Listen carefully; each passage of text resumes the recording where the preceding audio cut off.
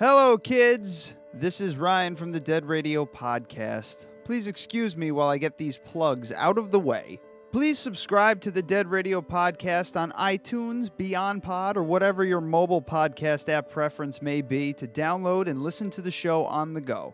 Not sure how to do that? Go to our YouTube page by searching Dead Radio Podcast and watching the lovely video Adam posted to teach you dummies how to figure it out. You might as well subscribe to the channel as well while you're there. We're also on Instagram at Dead Radio Podcast and on Facebook as well.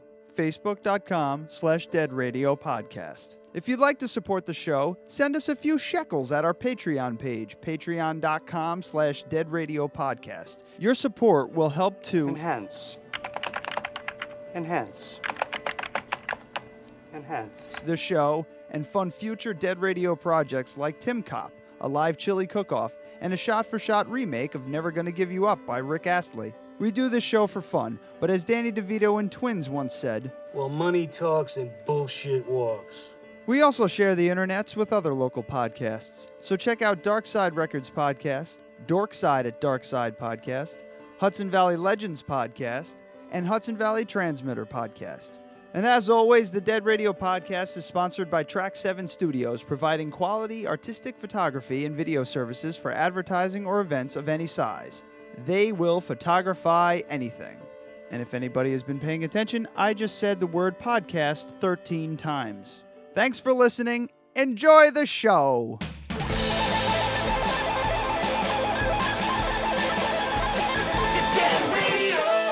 This is the latest disclosure in a report from National Civil Defense Headquarters in Washington.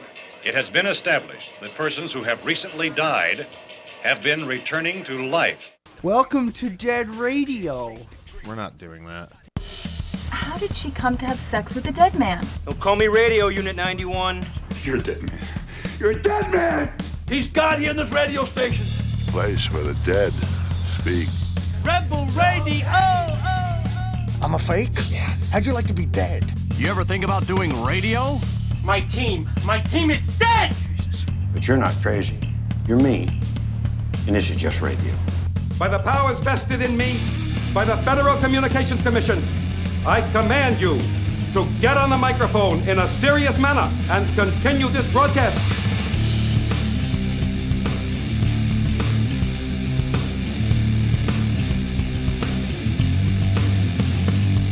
All right.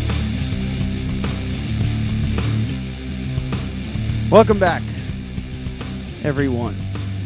Seriously, one. And I think that might be me. Probably.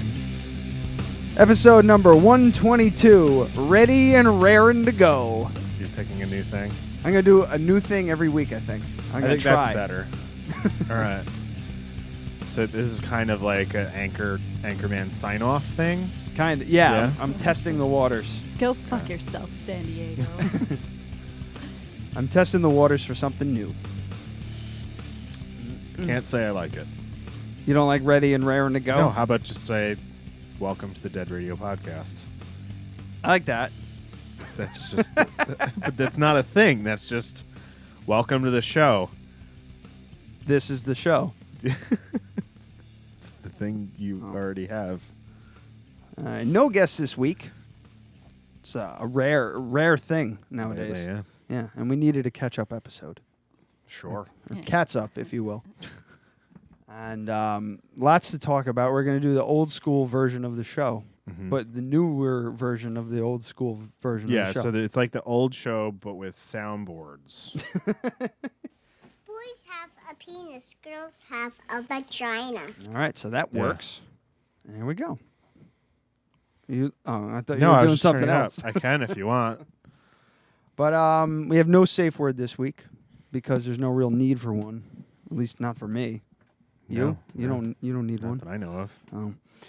But yeah, we couldn't secure anybody this week, so we figured, what the fuck, we'll do a catch-up week. And here we are. And I want to do What Are You Drinking right away, because I'm very excited about this. I've had that before, by the way. It is very good. Can you please play the sounder for this one? I don't remember where it is. 2 alcohol. Nope. Nope. What is that? What? No. if you hit it twice, some of the buttons I have set to. Will this go everywhere if I just fire the cork off? Yes. Do not open a bottle of Prosecco like that. I've done that. Yeah, but don't do that. It's a total waste, and it's not the right way to open it. Oh, I haven't. Like the last time I did it, it didn't spill everywhere. I did it at the wedding. Our wedding. In the bridal suite. It did not go everywhere. I don't think it did. All right. To alcohol, the cause That's of how you're supposed to and open it. solution to all of life's problems. That's not fun, though. I'm drinking But do you like to Prosecco. just waste booze? Because that's what happens when you just pop it open like that. I wasn't. I'm telling you, I've opened that before, fired across the room, and it hasn't. Then you got I haven't lucky. had an issue. Yeah, Prosecco. And it's also Prosecco, not champagne, so it's not quite as bubbly. Yeah. So, it's called what the fuck? What's this for CDP, you, Brooke? which is short for capital C, capital A, apostrophe D Pietra. Here. Prosecco Brut. Are you gonna let me name try or no? No, fuck you. Oh my. So apparently this is like a weird Prosecco. Sharon, or what's the deal? Yeah. Apparently this is a weird Prosecco because it's like got a different taste than typical. And I tried an example of the typical the other night, and yes, it's very different. God. This is the shit. This tastes like apples and You can finish it. I just need to try it. it's not like as acidic. Yeah, it's good. I've had this before. It's fucking great. I love it. Where'd you get it? Arlington? No, our guy Around the corner? around the corner. Yeah, that's probably where I got it. Yeah, I've gotten this before. Yeah, it's the shit. It's the shit on wheels. So, what about you? You got Down East? Down East cider again. And I also bought The unofficial cider I of the also Dead Radio bought Podcast. Goose Island IPA, which I've talked about previously as well, because I got a free aluminum water bottle with a 6-pack. That doesn't help you at all. Nope. I mean, you can buy it and give me the 6-pack, and then you'll have a water bottle for $12. Don't you have, is that like another, it's just one more aluminum water bottle in your No, I don't. fleet of No, I only fucking have. aluminum I have water like bottles? one other bottle. Oh, okay. Yeah, it was mine. Yeah. Well, that's what I'm drinking. And that's what he's drinking. What do you think of it? It's delicious. Brooke's a fan. It's I know, already we gone know now. that. But I talked about it briefly last week, but I wanted to elaborate a little bit Yeah, more. You kept saying CBD. Yeah, well, yeah, about drugs. it's definitely CDP. I wanted to elaborate more on the Rammstein show that I went to. It just didn't fit the. There's gonna be a lot of that. Sorry. This shit makes you burp.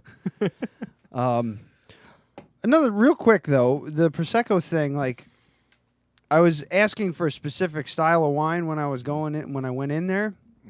He was just like, get a sparkling.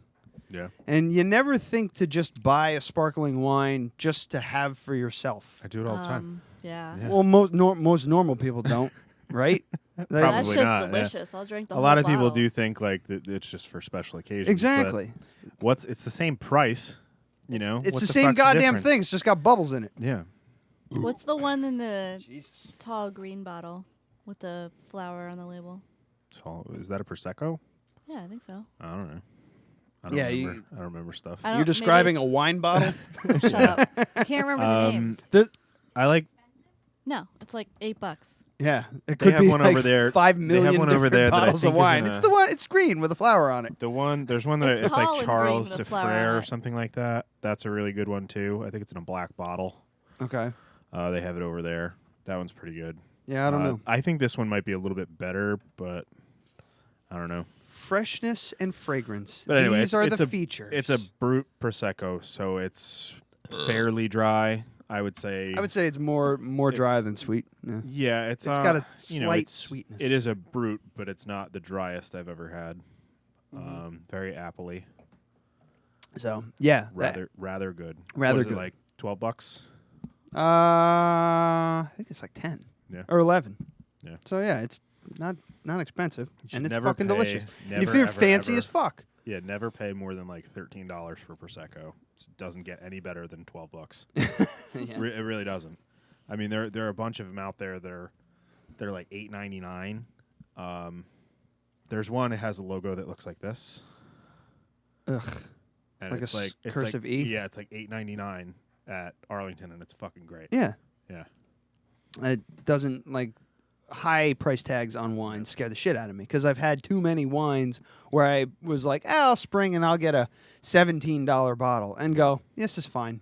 Yeah. You know, when I could have got a Although I do have to $11 say, bottle I mean, of something that I already know that's really good. So it just the only one that really comes to mind would be Vive Clicquot. You ever had that? No. That's a champagne, like a real champagne. And it's not crazy expensive, but it's like $25 a bottle. That is to buy it once a year is worth it. I wouldn't buy it a lot, but it's really good. But yeah, I wanted to elaborate on the Rammstein concert a lot more. Were they serving a lot of Prosecco there? No. They were serving $15 gin and tonics, though. Oh, my God. Nice. To be fair, though, we get to the show, and it was at Jones Beach. The crowd was out of control. I've never seen so many people. I mean, I've been there before. I went there for a Tom Petty concert in like 1995 or some shit like that. That was the first concert I ever saw. I went with my mom. It was either that or Green Day. I can never remember exactly which one came first. I just have vague memories of that for the most part, but it was a sea of people. And we had gotten there late because my asshole brother was late getting back, and then he had to make sure his hair was right and his You shirt do the his same shirt thing matched with your his thing. hair. Yeah, but you know what? But I he's gauge 15 my minutes early to everything. Yeah. You know? True. That's the difference. Right? So he comes upstairs. He gets up like 2 hours early to go to work. So when you open, you wake up at like 4? This morning I was up at 5 o'clock this morning because I had to take care of the dogs and everything like that to open. But normally I wake up at like 5:45 to open the store at 6:15. Oh, so that's not that. I'm quick now. Yeah. I have a system. But anyway, so Kyle comes upstairs and he's wearing a Rammstein T-shirt that And you're he like, "No, cut you the gotta sleeves off, change." and I was like, "You gotta change that." And he's like, "What do you mean?" I'm like, "You can't fucking wear the band that you're going to see. You just can't. I mean, you can, but you It's just can't." It's got to be from a previous tour. You can't have bought it at fucking Hot Topic. See, the I week don't before. even like that. We Why? all know you're there for fucking. We all know you're here for fucking Rammstein or Clutch or whoever. We know you're here for them. Why don't you like? I saw people wearing Queens of Stone Age T-shirts or Mastodon T-shirts. That's fun because you're like, all right, I'm at Rammstein. I saw somebody wearing like oh God, it must have been a joke. I think it was like a Goo Goo Dolls or Matchbox 20 or some like shirt like that. Like that's fun for me. Like I want to see what other people listen to that are there. You know what I mean? So it's just There was a guy wearing some female pop star singer.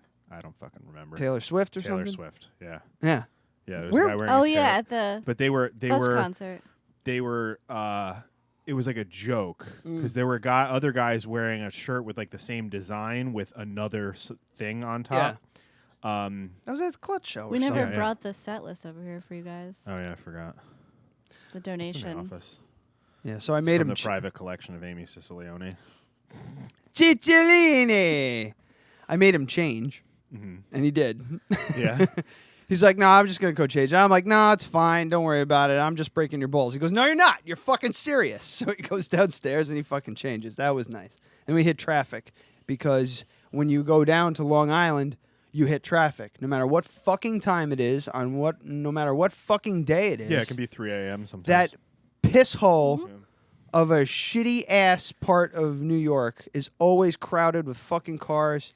It's just a worthless fucking strip of land. They should just push it out to sea. The last time I saw Aerosmith at Jones Beach, we were in 3.5 hours of traffic coming home. Ew, that sucks. It was like 3 in the fucking morning by the time we got home. Yeah, it we wasn't left that there. bad. We left there at like 10:30. We left fine, Yeah. no traffic, but getting down there, it took like, almost Yeah. 3. I think it was like 3 hours. We were Almost okay. So picture came trying to- to piss in a Snapple bottle in a Firebird, because that's what I had to do. Were you in the back seat? No, I was driving. Oh. Yeah. Who were you with? Matthew. Oh. Yeah. See, that's even worse. And you're Well, he pissing was in front of sleeping. your brother. He was sleeping. Yeah. What if he woke up when you were like mid-pee? It was completely dark in the car. We were sitting on a fucking freeway on Long Island, no streetlights, no nothing, at a dead fucking stop for almost 2 hours. How'd you do? What do you Did you mean? pee on Like, yourself? did you pee I on didn't yourself? pee in or my anything? fucking mouth like you. Yeah. Ew, you peed in your mouth? Accidentally on the side. I'm talking How about do you dribbling do urine that? out of my dick hole. Urine. Fuck! There's. Dead Radio presents. I already told the story. Wait, well, I don't remember. Just really quick.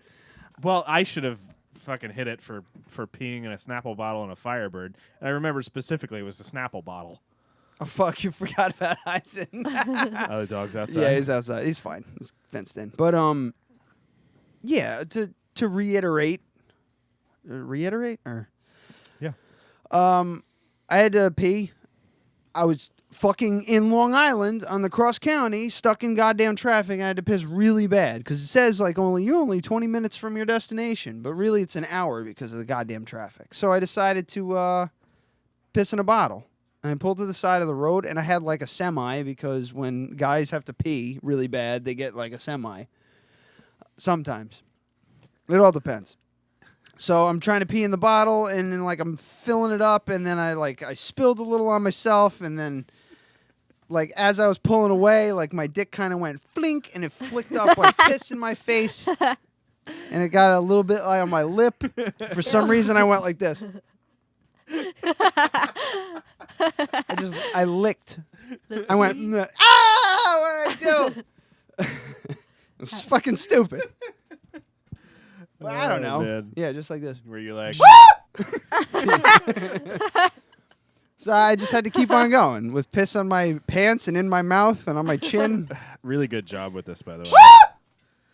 Nice and tight, right? Yeah, yeah. But, oh. Anyway, yeah, so nothing like that happened to you is what I was trying to get at. No, but when you've been in that Firebird before. Yeah, so it's you're fucking laying down and you're surrounded. The seat like really hugs you a lot because it's a sports car. Yeah, they're bucket seats, so right? you can't like move up. The steering wheel is over your crotch. Yeah. You know, so I had to like turn sideways away from my brother who's sleeping. I would have just pissed right in his eye. But Can't it's like, control it, buddy. The highways down there, it was because of construction and shit, because they do construction all fucking night, because otherwise it would be gridlock all the time.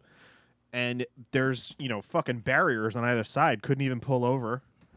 Fucking pissed me off. Yeah. Enough, yeah. Well, the last time I was at Jones Beach, I got hit in the face with a football, so that's how that went. They had beach balls going, yeah, which is funny to see at a Rammstein concert. Yeah. We missed the opening band. Mm-hmm. Sea of people had to wait in line to get in, and the opening band had already finished. Mm-hmm. We get in So there. you're freaking the fuck out. Huh? Well, no, I had no idea that they finished. I was Yeah. just like, oh, I thought the show started at 8. There's still people in the parking lot. There's still a line. Mm-hmm. I just thought, whatever. We go find our seats. I'm like, let's go find our seats first, see where we are, and then figure out where we can get drinks the quickest and everything so we get the seat. The usher shows us where we are. Go back to the usher. Hey, do you know what the time the show's starting? Pulls out his, he's like, oh, let me see. I know the opening band already went on. And I went, uh-oh. I'm not going to have much time because I have to piss, too. Yeah. I was just like, how was the opening band? He's just like, oh, they were really good. He was like, this dude was like 55, 60. He's like, oh, they're really good. The name of the band is 3 Teeth. Look them up. This guy didn't think they were good at all. He didn't. He's just required to say that. Yeah. 3 Teeth is the perfect band to open for Rammstein. If you've seen any of their videos, it's fantastic. It's just black and white metal, like literally metal things hanging, and it's like basically a piercing video the entire time. It's fun. Anyway, so we figure that out. Run to the bathroom. I go up to the bar, and I'm standing there trying to figure it out. The guy turns around and he goes, "Oh, what can I get you guys?" And Kyle, because Kyle is Kyle, goes, "Holy shit, $15 fucking dollars! They give you a hand job too?" I was like, "What the hell?" And the bartender just kind of was just like, Jesus. I mean, I'm sure he hears it all day, just not like in his face. It's not like he makes the prices. I know. You know. Yeah, he wasn't bitching at him. He was he just yelled it out and started laughing, right? It so is I just go, fucking ridiculous. I go, give me a gin and tonic. And he, to be fair, he gave me a lot of gin. Yeah. Like, it was mostly gin and just a splash of tonic, much like a la Bill Murray and Scrooged with his tab. Tab and vodka. Mm-hmm. Or vodka and tab. I want to get tab.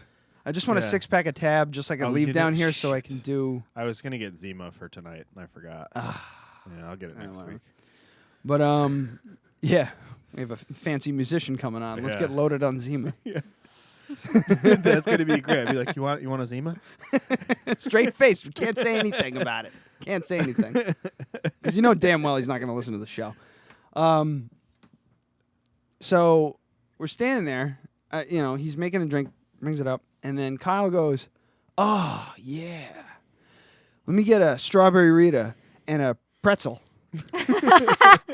And I look at him, I'm like, those Bud Light strawberritas? Yeah. I don't know. You know what I'm talking about? I know what you're talking about, yeah. I've never, I didn't know what that was. I don't think I'd ever drink that. And the guy, like, puts it down. It was like a big-ass can. Yeah. He cracks it open and hands him a giant pretzel. I'm like, you look like a 5-year-old who accidentally grabbed the wrong thing out of the cooler. Fucking balloon. And a foam finger. He opened it, and I could smell it. Yeah, it's got to be disgusting. It smelled like Actually, a pack I have had a sip of a Lime-A-Rita one time because I was making fun of someone. It's really good, and it tastes like fucking lime juice and Bud Light. It's disgusting. This smelled like liquid Jolly Ranchers, like fucking daiquiri mix. Yes. Is that the kind of drinks that Kyle likes, or? Kyle just drinks whatever the fuck. He doesn't give a shit, it seems. He won't drink certain things because he got sick on them a long time ago. I can't remember which one they were, which booze they were, but he might chime in, I'm sure. But so we get him. We go back up to our seats. I literally go like this. I have my drink. I'm standing, and there's a big 8 on the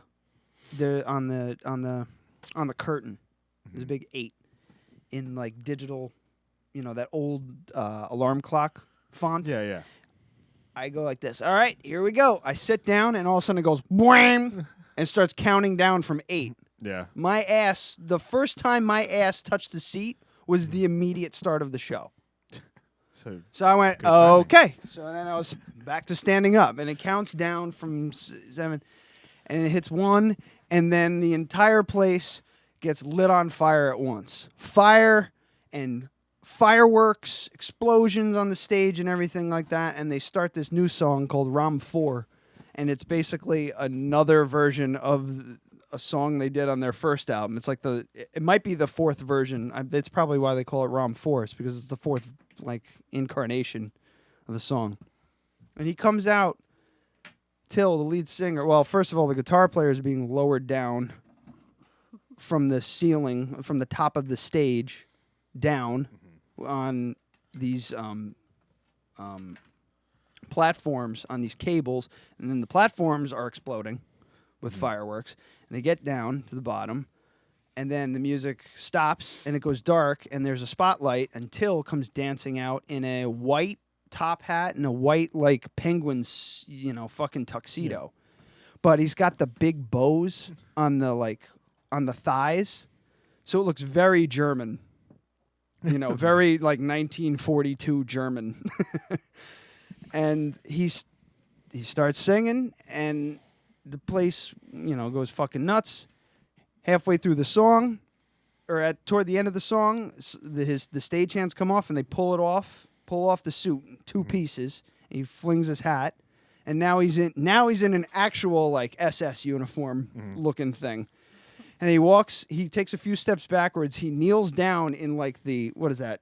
The thinker pose, and then all of a sudden gets sucked in underneath the drum set.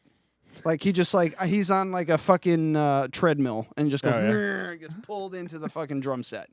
And then next song starts, and more fire, more explosions. It was fucking ridiculous. The keyboard player, this is a lot of the stuff though, except for that first bit. The rest of the concert was a lot of stuff that I've seen online. You know, It's the stuff they do every show. pretty much they have their signature shit that they do. You know, the gas masks that blow fire. The guitar players. Have you you've never seen this, right?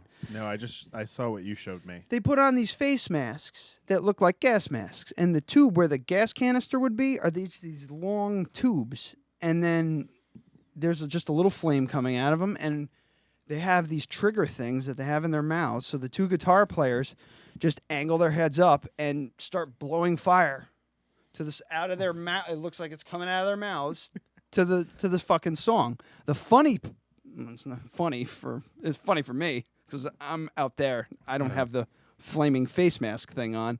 The wind was cutting across the stage from right to left. So the guy, well, if you're looking at the stage from right to left, what is stage left and stage right? Stage the left. opposite of what it Stage actually left is. what the Audience sees. Okay, Yeah. so stage left is Paul, their rhythm guitar player, and he's blowing the fire, and the wind keeps pushing it back into his face. So every time this fireball comes out, it just curls around like a fucking wave and just comes right back in his face. So he had to start and every fucking thing he tried to do with fire or explosions, you could see him like, oh fuck, like trying to get out of the way and trying not to die the entire time. It was fun to watch. They did, it was wild. Well, I imagine that. As safe as a flamethrower could be, if they're using propane, it's fairly safe. Yeah, it's just attached to his face, Yeah. and that's what's scary. Yeah.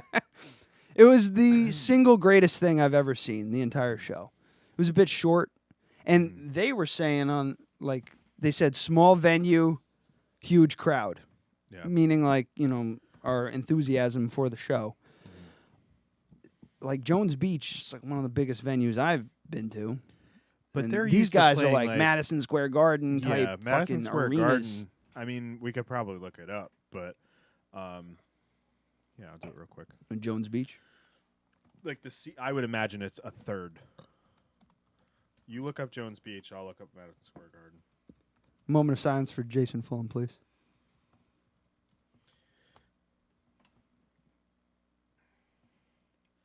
$20,789 people at Madison Square Garden. Jones Beach is 15,000. So it's not that far off. Yeah, but they were talking shit though. Yeah. I think they just, I don't know. It was no talking. They didn't. They don't really. They speak English perfectly fine. All of them. Mm-hmm. It's just song. They played a couple deep tracks, which was cool. Great show.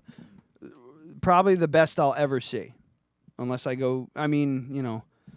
Peter Gabriel was great, but mostly because it's Peter fucking Gabriel. Rammstein was great because they're blowing shit up on stage and because they're Rammstein. Ma'am, if you could please silence your cell phone. So yeah, I really wanted to just emphasize how fucking amazing that show was. Really, because it was worth every penny. I think that you didn't. That I didn't spend. Thanks, Ryan's mommy. Yeah. Thanks, Mom. Oh. This is damn exquisite. This is downing for a second. Oh, it's bad because the thing about this is it's sparkly, so it's like drinking a seltzer. Yeah, it does get you drunk faster. It does. Yeah, it does. So it goes down like Gatorade. Yeah. Ah, boy. I just had nothing to add with the Rammstein thing because I like them, but I wouldn't call myself a fan. No, I know that. But even if you're, you'd have to be a fan, I guess, to really be into the show, I think. Yeah, that's the thing. I'm not going to go through all that effort. Yeah. If I don't really know the music that well. Yeah. I know there's a lot of shows that I've been like, oh, I'd like to go see that, but I don't know anything about the band. And this sounds insane, but if they were playing The Chance, hell yeah, I would go. Yeah. You know what I mean? If they were like a not popular band. Oh, there you are. Yeah, that's what I just turned mine up. So, like if they were a not popular band and you had me check them out, I'd be like, yeah, that's pretty good. Did you lose me again? Check. Jesus, this fucking check. So if they were like a not very popular band and they were playing locally, I would absolutely go. Yeah. I wouldn't go if they were doing all the pyrotechnics because I don't want to die in a fucking fire at a venue. But you get what I mean. Well, it was outdoor, so it would have been fine. Yeah. And the wind was blowing, so it would have blew the flames right out. Yeah. And the ocean's right there. Yeah, you just jump in run. the ocean. The one thing that kind of did bother me, and I don't What? know, like part of me wants to think that they did something about it, but I don't think they did. At the end of America, their song America, which Okay. was hilarious to watch, like everybody cheering, "We all live in America." It's a song about how America's so fucking ridiculous. Yeah. You know? But anyway, at the end, they fired off these cannons that had a shit ton of confetti, red, white, and blue confetti come up. And you remember what I mentioned about the wind. Yeah. Took that confetti and blew it right into the fucking bay. Just right into the fucking ocean. I was like, okay. Well, I mean, I'm sure it's fine. They probably use like rice paper or something. I hope so.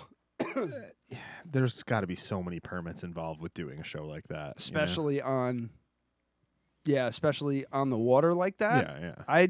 I'd like to think that somebody went, hey, this might be a bad idea, the ducks could eat it. It depends on what kind of paper they used. If I were to guess, I'd say they had to use something biodegradable. Yeah, one would hope. It's become part of the ecosystem down there. Yeah. Rammstein Fetty. So that was my fun trip to the show, and I needed to talk about it. Also, Brooke's a minister now. I do want to talk about that. Yeah.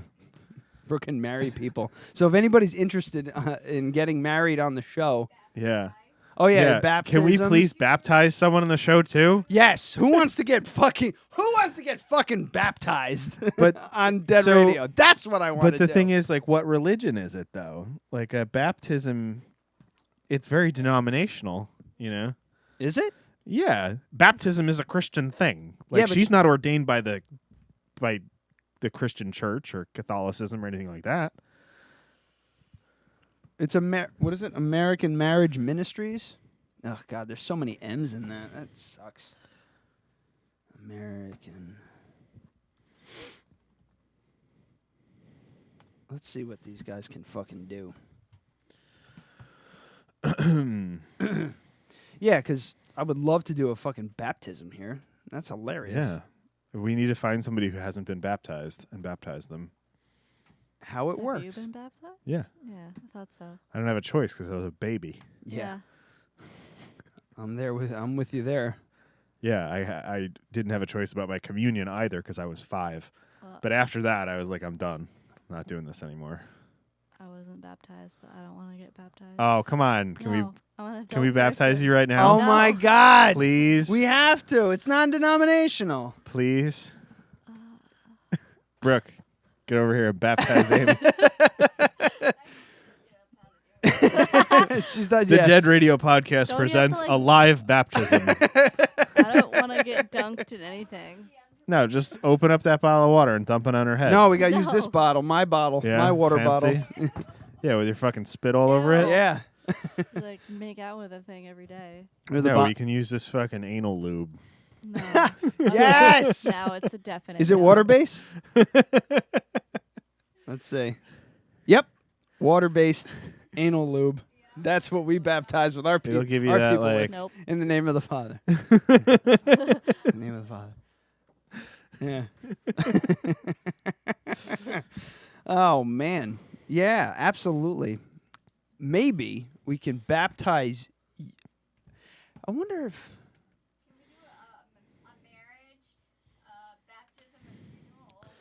Oh, marriage, a baptism, and a funeral.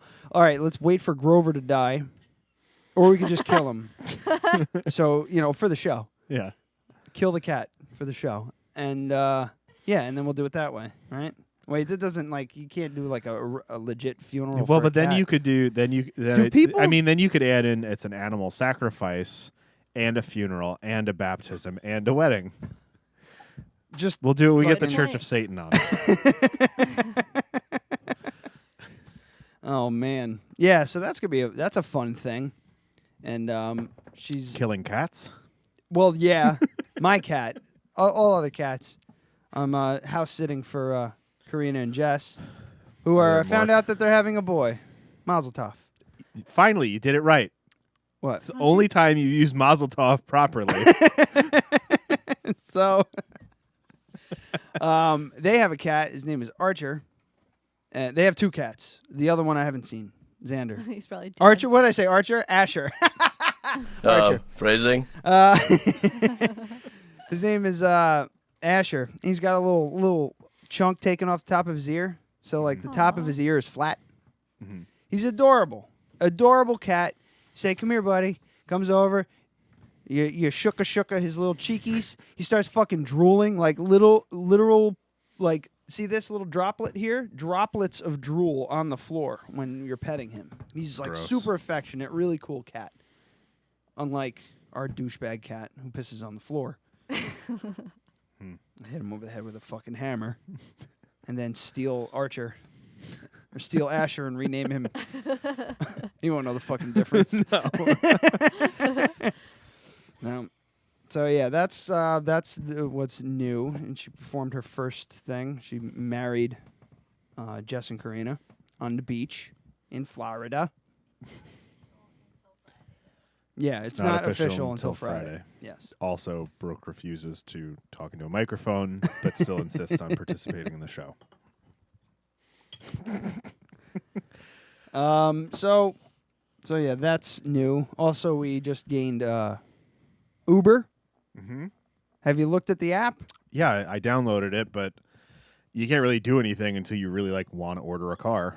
No, you can find if there's people in the area. Oh yeah, yeah. If you I played with it for a total of 45 seconds. Oh, okay. So if you actually say "find me a We're ride," not gonna. Don't explain to me how to use Uber. I'm just real quick. If you say "find me a ride," and it'll show you a map, like who's local, who's available, this and that, blah blah blah blah blah. You can actually good see timing though, because you can't ever fucking get a cab on 4th of July around here. Well, the problem is nobody's really driving for Uber yet.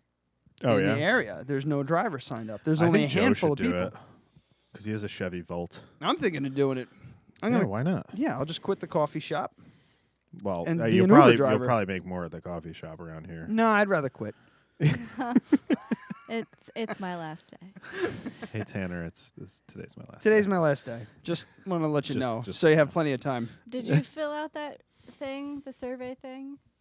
I did. I really hope. Well, we should talk about this. I really hope that he's looked at it already and not listened to the show, because in the Crafted cup. Logistics on the air. How to play it.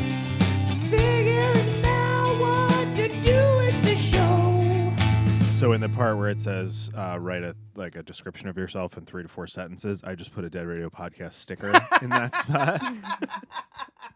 That's hilarious. He wrote mine for me because I was kind of in a shitty mood and I didn't want to fill it out in the first place. Yeah. But I started filling it out anyway because I started coming up with stuff right on the spot. And then for bio, I'm like, I need to sit down with a bio. Yeah. I was gonna mash up like Predator and Terminator and. Well, I suggested Julia Alien. do the Blade Runner description that we have on Facebook. Yeah, but she doesn't want to do it because we have it. Yeah. Because it was ours first. Yeah. Well, she was also saying that she was just going to pick a random, funny Tinder profile and just use that. That's pretty good, too. What'd you put for your superpower? Superpower was to psionically manifest biokinetic energy within my abdomen. I wanted something very obscure. I basically stole Chambers' powers. Yeah. Mine was that whole water to wine thing Jesus does. I told Julia to put down to psionically create probability fields that act in her favor, like domino or long So shot. you have really good luck? Yes. Oh, that's cool. Yeah, long shot and domino are characters in the Marvel universe that do that. That's cool. Yeah, it's pretty fucking wild. Yeah. I wanted something like completely, and then it So said to, like, so to the outside observer, like no one would just hit them with a bullet, and they would just win the lottery a lot. as long as they're focused and paying attention, you know. Yeah. But the problem is it negatively affects everything around you. So it's basically within like 25, you're like a 25-foot radius. So, you know, it's kind of like, you ever see that movie Next with, Yeah. kind of like that. Yeah, that movie, if anyone but Nicolas Cage was the lead, could have been good. That movie, I liked it, but I hated the Yeah. fact that it was bad. Yeah. Because it was such a great concept. Yeah. It really is. And even with Nicolas Cage, it didn't bother me too much. But the fact that Nicolas Cage and his love interest was Jessica Biel. Jessica Biel. Yeah. That's not going to happen even with Nicolas Cage money. I know. Yeah. Now I have to look up what she looks Chemistry. Jessica Biel. She's a little. She's pretty, but she's a little jacked. What?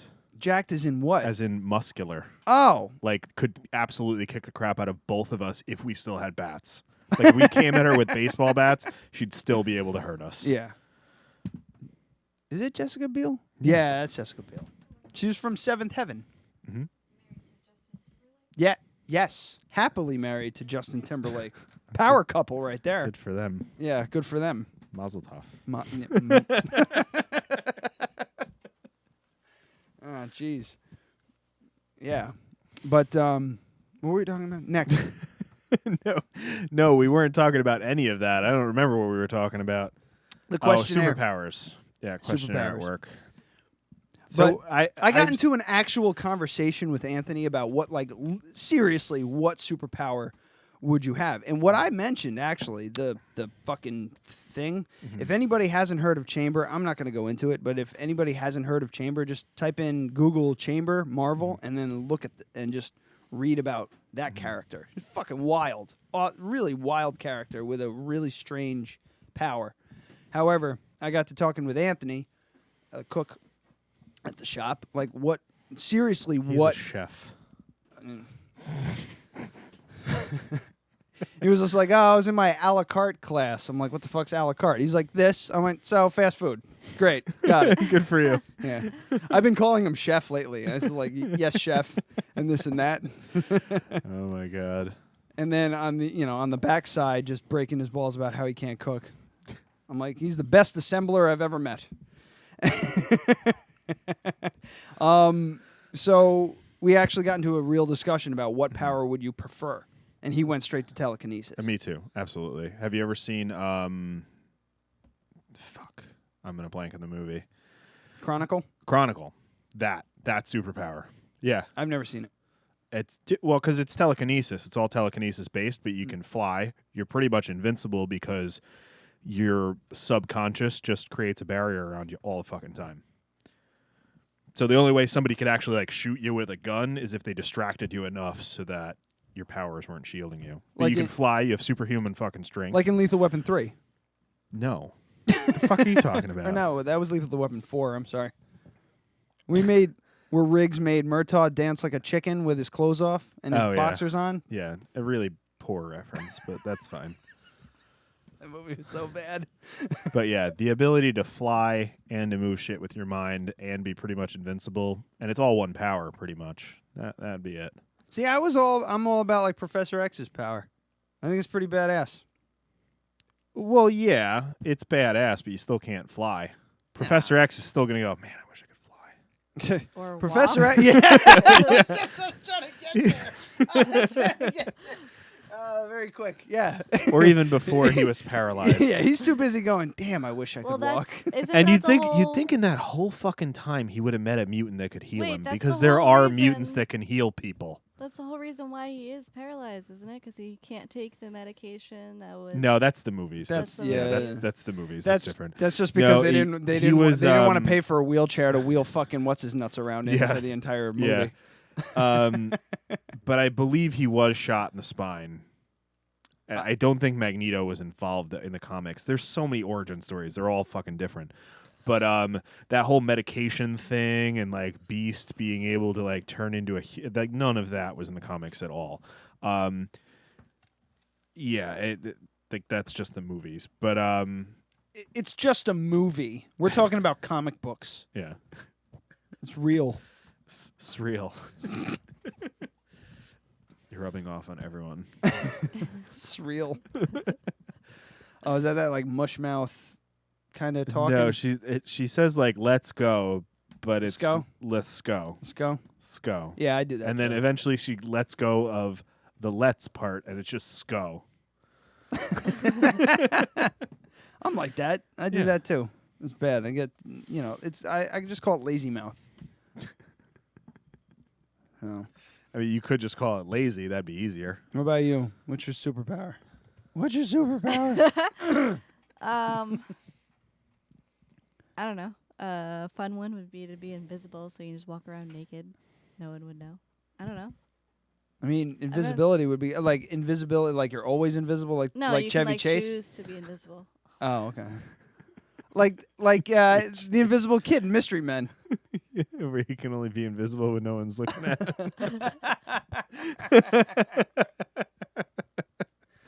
Well, Highly underrated It's movie. just like, well, how do you know you're invisible? If you look at yourself in the mirror and then you become visible again, how do you know you're invisible? You just feel it. Oh, man.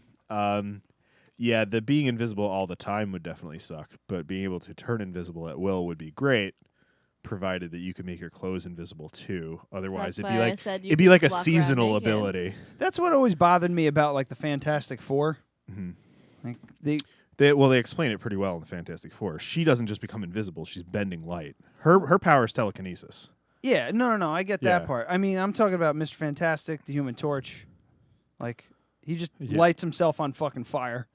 I don't care Well, yeah. what kind of flame retardant suit you have. They talk about him having like the power of the sun. Yeah. Sunspot's another an X-Men character who basically just absorbs thermal radiation. Yeah. And can project it or make it use it to do whatever the hell he wants, pretty much. Yeah. So how the fuck is your suit gonna? These Well, are like the short answer is that it wouldn't. These are It's like serious the Incredible questions. Hulk's But fucking they shorts. explained it as he got like Yeah. hit by the storm while he was in his suit. So Yeah, the suit in has the his original power. ones, yeah, like the movies they didn't do such a good job, but in the original ones their outfits were their spacesuits. So their spacesuits were imbibed with the powers too. Oh. Yeah, that's what it is. Ugh, I That's hate how that. they explained it. But they never ever explain the Hulk's fucking shorts. Nope. He'd just be swinging dick Yeah. constantly. I would be And I would mean, watch that movie. I would go see a pantsless Hulk movie. I would watch that because that's brave. on Always Sunny in Philadelphia, they call it hanging dong. Hanging dong. Okay. So it's a This is pantsless a Incredible Hulk. pantsless Hulk movie. Actually, yeah. Make sure you write Incredible Hulk because if it's Hulk Hogan, I'm just gonna write Hulk. there's already movie. a pantsless Hulk Hogan movie. I'm just gonna write Hulk movie because that's what you said. We don't want to lie. Have you seen the Hulk porn? Hulk porn. No, like Hulk Hogan. Hulk Hogan. Oh no. That he was No, secretly filmed. Yeah, I saw like screenshots of it and stuff like on news sites, but nothing. I'm not gonna watch that. Okay. No, nor do I have a desire to. What was your nickname? Did you put the nickname down? Chaddington Geronimo. Oh God, stole it. I wrote bad Leroy Brown. The baddest cat in the whole damn town. Yeah, I figured because I don't have a nickname, my name doesn't lend itself to it really. So I still have you in my phone as Captain Hightop. I could have put that, I guess. No. Oh Amy, my what God. would your nickname be? I get called a lot of different things. Care to elaborate? Or I'm trying. Why'd you say, oh my God? I'm trying to focus in on one. So many. Does it start with a C? Anyway. What? It's a joke. Close your face. Where are we here? We're at 50 minutes already. Wow. Catch-up episodes move fast. Do you want to take a break or you want to just keep going? I think we should take a break, maybe. All right. Let's play some. Let's play some. You have show prep, don't you? Yeah, I got a couple things. Believe it or not, most of this was show prep. Oh yeah, it was just all of us elaborating on. Well, thank you for not saying that was or trying to segue things, because that's how I didn't realize that it was show prep. Is that you didn't make a big show about trying to shoehorn in a segue. When I was on Triple C, Catskill Cabin Conversations on 90.7 WGXC, Acre. That motherfucker, Mike, did the most amazing segue I've ever heard. It was like 5 steps. It's just like I felt like I needed to take off the headphones and just bow, like one of those deep, fucking honorable, dude, master, teach me. Yeah, master student kind of bow. And ever since then, I was like, I'm never gonna try for a I'm never gonna shoehorn a fucking segue ever again, because that guy knocked it clean out of the fucking park. Wasn't it something with Back to the Future or something like that? The fuck was it? Yeah, it was he talked about something that led into Back to the Future, that led into Flee from Chili Peppers, which led into the song that I had chosen. Because Flee from Chili Peppers was in Back to the Future 3 or something like that. 2. Or 2? Yeah. Yeah. He was one of the cronies in the future, right? Yeah, he was Needles. Yeah. Yeah, but he was in. You said he was in 2. He was in. He was 3 in too. 2 and 3. Yeah. If he was, because he was Needles. Yesterday. Yeah. If anybody wants to take a listen, just go to wavefarm.org /WGXC and find Catskill Conversations and Catskill Cabin Conversations. Catskill Cabin Conversations, and just download the show that I was on. You'll understand what the fuck I'm talking about. Yeah, I don't remember what you were talking about at first, but then it was Back to the Future, Needles, Red Hot Chili Peppers, then into your song. I was all over the goddamn place on that. It was early in the morning. Horrible. They stuffed me unlistenable. full of fucking caffeine, and I was out of, Mine was a rough one, too, when I went on that show, because I was just hopped up on cold medicine. I was so sick. Oh, yeah? Yeah, but we couldn't reschedule. If we rescheduled, they wouldn't have aired on time. I do remember that. You were having a lot of trouble with, trying to fucking get there. Yeah, I was drinking tea and Jack Daniels that they gave me. Yeah, he's like, do you want an herbal tea or a Jack Daniels? And I was like, both of those. Best way to cure a cold. Just sweat it out. That's what fucking Calvin Bennett from... That's what he said. Whenever I get sick, I used to work with him at Healy. Oh, okay. In the parts no department. one knows who Calvin Bennett is. No, they should. I should. That would that'd be interesting. I think I should, because he's fucking insane. But yeah, he said whenever he starts feeling like he gets a cold, he does 2 shots of whiskey right before bed. Mm-hmm. And he literally he doesn't even stick around for the high. He just bang bang. Brushes his teeth and goes to bed. I would do what is it fucking called? I don't remember what it's called, but it's like 100 cloves. Aquavit? No, it's like 100 cloves of garlic in chicken soup. It's fucking awesome actually, because you roast 80%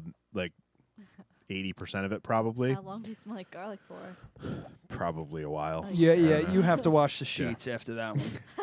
So it's 100. It has to be very cold in that room. It's 100 cloves of garlic, but you make like a quart of soup, so it's a good amount of soup. Yeah. But it's just like garlic and chicken soup, like roasted garlic and chicken, and it's just broth. I do that and moonshine. And that seems to do it. Yeah. That helped a lot the last time I was really sick. I didn't do it that time, though. It's like a frontiersman fucking shit. It works, man. Go to the apothecary. Take 100 cloves of garlic and drink this bathtub whiskey. Fuck.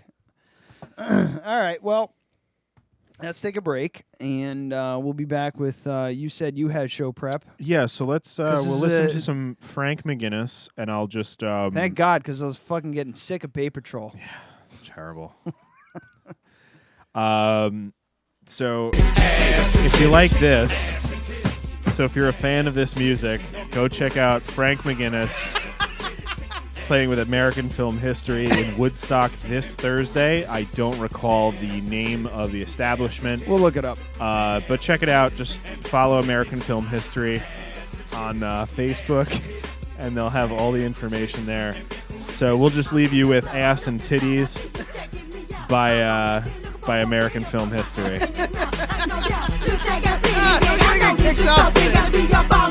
All right, sorry. Oh, let me pause. Let me pause the fucking. I was talking over it, so I'm sure it's fine. All right, we'll be back. All right, this is just for the YouTube people. Jesus. Yeah, he's way down on the bottom of the list now. In this coffee shop, one hand on the classifieds. He looks fucking. Ain't I just a picture of a grown up, barely scraping by? Back in my Oldsmobile, fur on my brow because this is an out of body moment, if there ever was. Whose calloused hands are at my wheel? This scene doesn't seem so real. These stars aren't the same. Who moved them out of place? Who turned them down and made their lights so dim? These roads are all wrong. Who paved them all in stone? Put these car keys in my hand and said, grow up, kid. Paychecks and bank receipts. Which bills can I pay this month?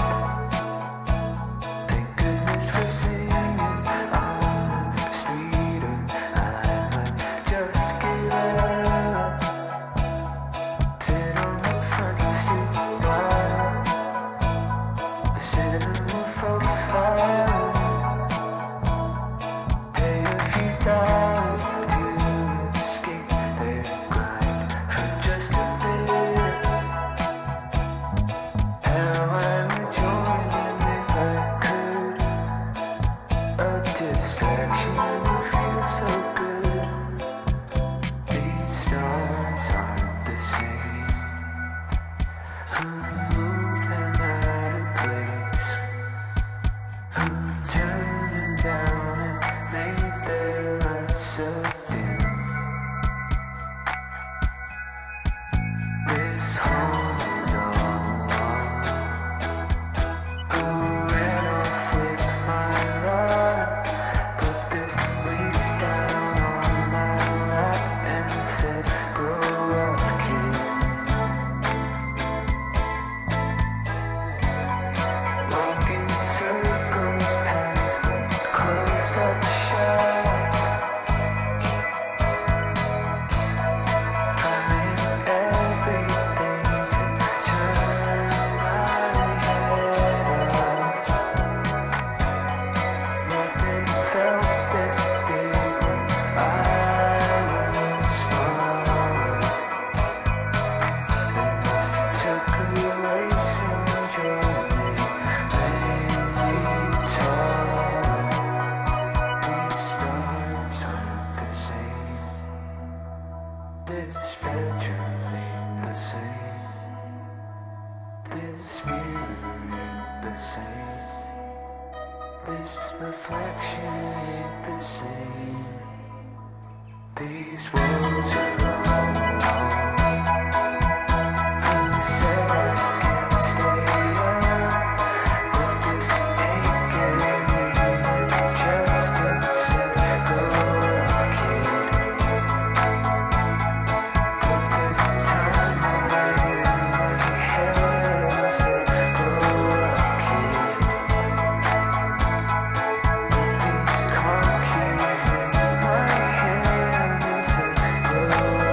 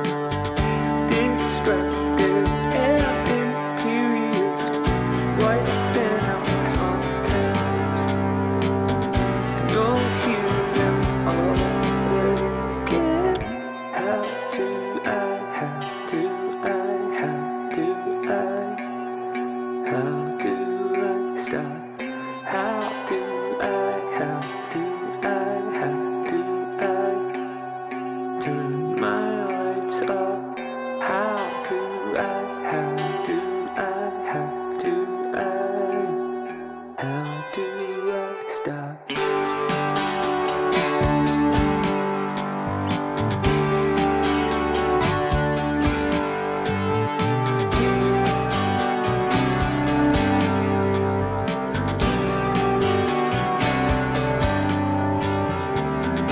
I run like hell.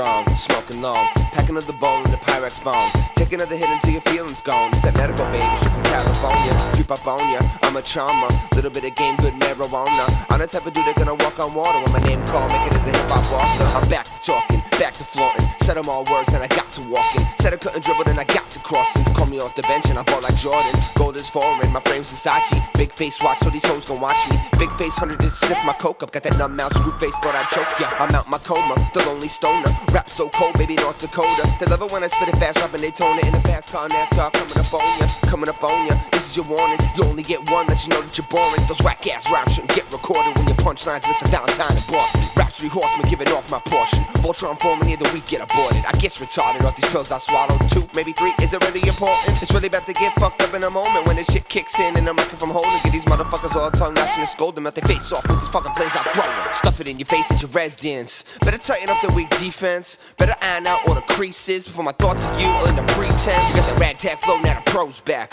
Look at all these hoes on my Bozak. Screw face haters where my foes at. Take a step back, you don't respect this.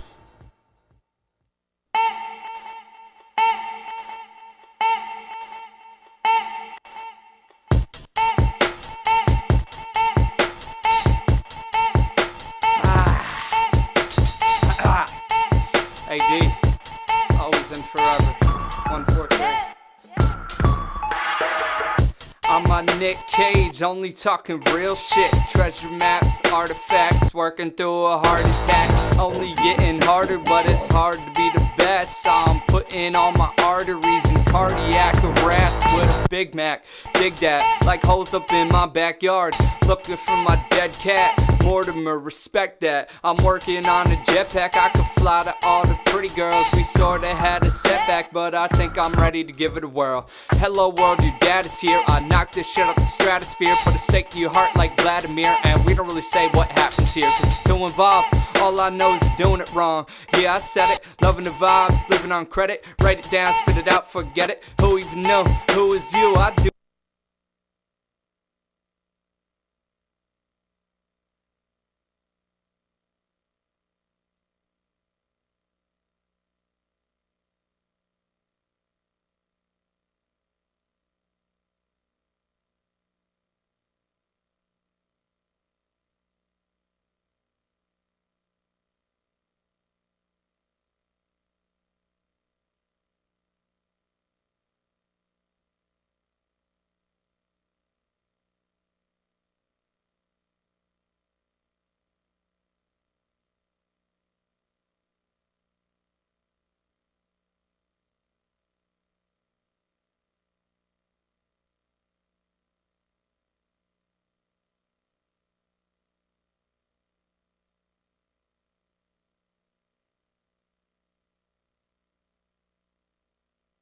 Yes, your kids will attend college before you retire, but you still need to save for retirement first.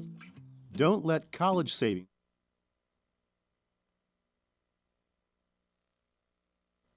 Parents instinctively put their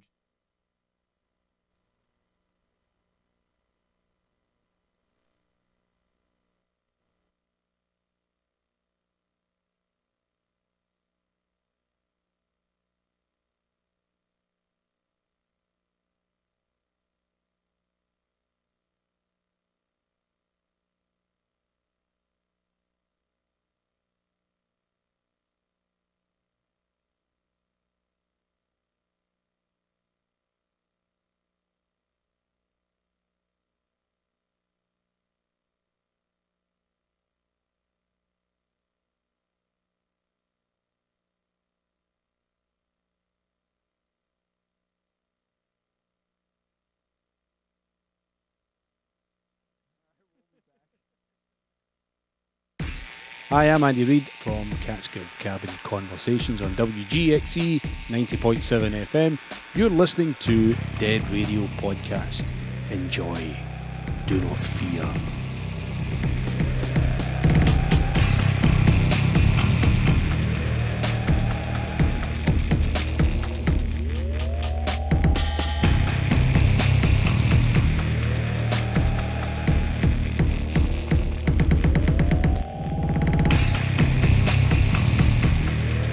All right.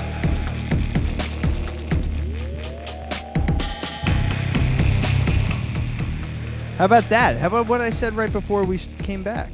What'd you say? Let's get this road on the show. No. Welcome to episode number 122. Let's get this road on the show. It's campy and terrible. It's not funny. It's just. Is there more in here? It doesn't work. Oh, there is.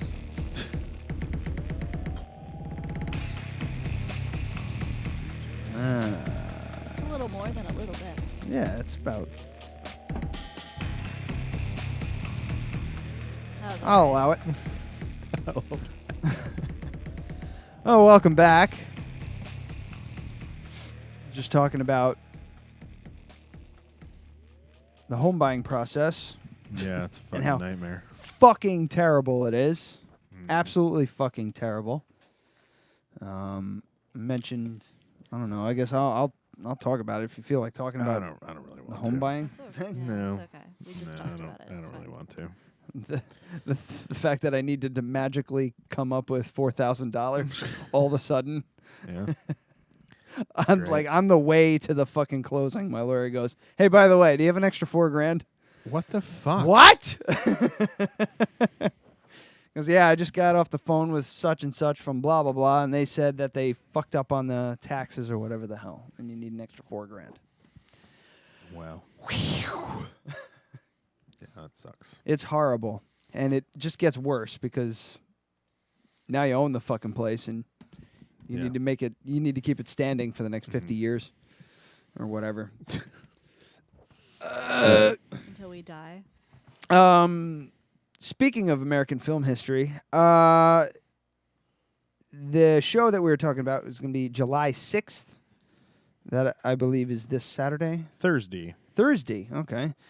Saturday. It's the third, asshole. What are you doing? Idiot. Idiot. That's what you need. Idiot. Where is that? What is that from? I don't fucking know. It's got to be like Clerks, the animated series or something. We need clips from that show. Yeah. That's what we need. The chicks with dicks thing we were talking about before. Oh, yeah. Oh. I have a bartender this episode. A sparkling wine wench, if you will. I'm sure you're going to get punched for that later. Nope.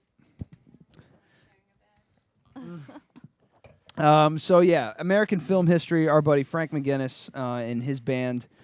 The band's called American Film History. Wait, I've got this. All right, but you're missing out. Chicks with dicks.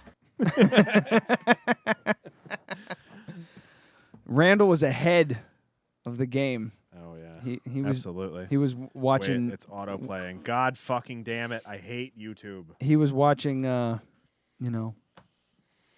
Women with penises a lot longer than most people. Before it became around mainstream. a while, I know before it became mainstream. Yeah. I'm saying. Anyway, what I'm trying to get at here is we're talking about the home buying experience, chicks with dicks, American film history. American film history at the Colony in Woodstock, New York. If you want to check that out, it's at Colony Woodstock NY on Facebook. Colony presents American Film History and Harrison Manning. That's July 6th if you're in the Kingston area. Go check out Frank. He puts on a very, very good show.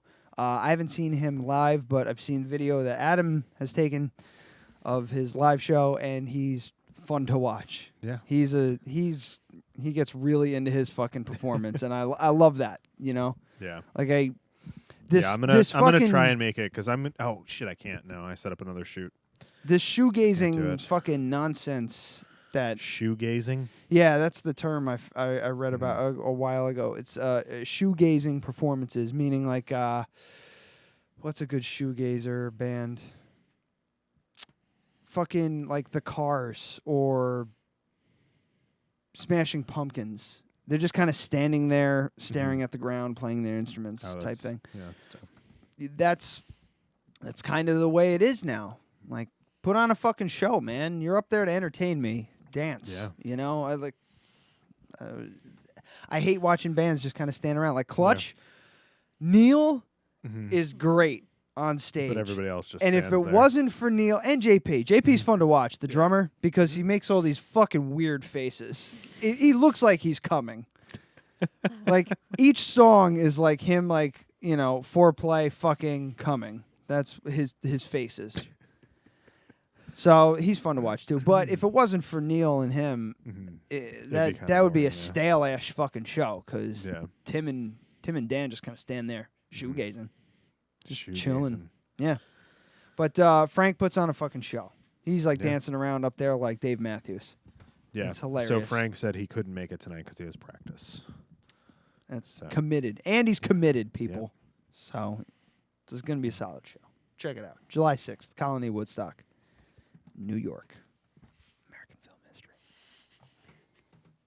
Can I talk about how fucking disgusting Chris Christie looks on the beach? I don't know who that is. He's the governor of New Jersey. His, like, they took a picture of his, like, I think it's his bunt. Is that a bunt? Like, his penis is in there somewhere. Yeah, that's pretty bad. People are losing their fucking minds. Apparently, this douche when closed you shut the beach. down the government and all the state parks are closed except for the one where you have your own mansion. Like, I guess. Yeah, this guy's a fucking asshole. I guess he closed down some. I'm sure there. I haven't read into it. I was just. It just. Well, it was up on my Facebook. So I mean, I don't know. I don't know anything. This is the first I'm hearing about this. But when state government shuts down, so when they can't reach a budget, this happened to the United States of America a couple of years ago. Basically, all state parks have to shut down because they can't pay people. Right. You can't pay state employees when there's no budget. So that's probably what happened. Yeah, but the thing is, he was here. See this strip of, of parkland. I'm assuming that's what that is. That beach of where there is nobody. He was there, and these thousands of people over here. Yeah. It just, I'm sure there's a fucking, it shut down. There's nothing. Whatever happened with their New Jersey's government, that's their fault. And he's reaping the fucking benefits because he owns property there. He lives over there. Yeah. So he's a fucking piece of shit. He can do that kind of shit. But the thing is, like, it just looks so bad. Yeah. Why? At what point would you think, it'll be fine about that? Yeah. There's 400 fucking drone shots of this asshole on his beach, probably. I know. What the fuck? Yeah. There's a bunch of photos. They only need this one photo of him, like, folding his hands, looking off, and his thighs just mushed together. Can you imagine what that smells like? Oh, my God. Hold on. Brooke hasn't seen it. Brooke, I want you to look at this. This is what happens when Ryan is left alone with ice cream. That will happen. So Karina, because I'm taking care of her dogs and stuff, she knows that my favorite treat is ice cream. And we call her Grandma Karina because every time I'm over there, she has the best fucking snacks. The best fucking snacks ever. Chocolate-covered pretzels, those little... Gluten-free chocolate-covered pretzels? Yes, gluten-free chocolate-covered pretzels. I shit you fucking not. She's the goddamn best. So I'm taking care of her dogs. What'd she do? She stocks up extra of those treats and a pint, one of those. Is it a gallon or a half gallon of the Edie's? The Edie's. That's a half gallon. That's a half gallon. Yeah. Half gallon of chocolate chip mint ice cream, which is my favorite. And it was gone. Two nights. Gallon in 2 days. I you ate a half gallon of ice cream in 2 days. In 2 days. In 2 nights. Jesus. Yeah. Oh, Matthew does that in one quarter night. of a gallon one sitting, and then a quarter of a gallon the next night. So basically, okay, let's get this in perspective for everyone. You know when you buy a Haagen-Dazs, it's a pint, right? Eating the whole thing, I can count on one hand the amount of times that I've done that in my life. No, I buy a pint of ice cream, that's a serving. That's going down my gullet. So I maybe leave a little bit at the bottom so I don't look like a total 2 days piece of... straight. Yes. So me, 4 or 5 times my whole life and felt terrible afterwards. You did that 2 days in a row. Yes. Good for you. Wait, no. 2 pints is a gallon? Is a half gallon. Is a half gallon. 2 pints is a half gallon? 16, 32, 6. No, so a pint is... So you ate more than that. I know. I ate like 2. I think it's... Pints? So, yeah, a fucking gallon is 128 ounces. A pint is 16. 8 pints are in a gallon. So I was giving you the benefit of the doubt. You ate 2 of those. Something that I've never done. That's fucking disgusting. I know. That's why I got this thing on my chin here. The first night wasn't so bad. Did you eat anything else? Did you just eat that? No. Because that would have been 2 meals for me. Oh, I ate dinner and everything. I had dinner and I sat down and how fucking had high some were ice you? cream. I don't know. How high are you? How can one measure that? There's all these measurements, You've but seen fucking those 2 pints of memes, ice right? cream worth. That's how high. I don't smoke pot. I don't know what you're talking about. You've seen those memes, right? Of like the dog, and it's like, how high are you? And it's just like, yes. Yes. Yeah. So. Well, that's fucking disgusting. I mean, yeah. I've never not sat down and finished the whole fucking thing. Like I've said to myself with a Ben and Jerry's pint, I've said to myself, you need to stop eating or Brooke will yell at you. So I stopped eating. But Brooke wasn't around to yell at me. She's 1,000 miles away. I'm going to eat this whole fucking gallon of ice cream or half gallon of ice cream. And then I said, I should save it for tomorrow because I'm going to want it tomorrow. That and I feel disgusting. So the first night, I was fine. So the only reason that you didn't eat it all is because you needed to save some for later. Yeah. Yes, because I knew I would need. She has other gallons of ice cream in there, or half gallons of ice cream. I just don't want to eat her stock. She has Death by. All right, hang on. I did finish the Death by chocolate. There was only like 2 or 3 spoonfuls. Okay, in so that. you're over a half gallon in 2 days then. Yeah, slightly over. She has chocolate peanut butter swirl. That's my favorite. That one's it's the Stewart's one where it's like that's the best one. It's like thick and heavy. Yeah, like I that can't peanut butter do it shell. because I'm lactose intolerant, so I really can't eat ice cream. I can handle gelato because there's less lactose in it, but see, I thought I don't think like what happens to you when you have milk? I get the poop. I get a really bad stomach ache. I don't really get that. I have like really like I you get know when you bad have a gas gas bubble pain, that yeah. feels like you're about to fucking have a baby. Okay. You know, where it's like really, really bloated and painful. Yeah. Figuratively have a baby. Come on, you haven't had a baby either.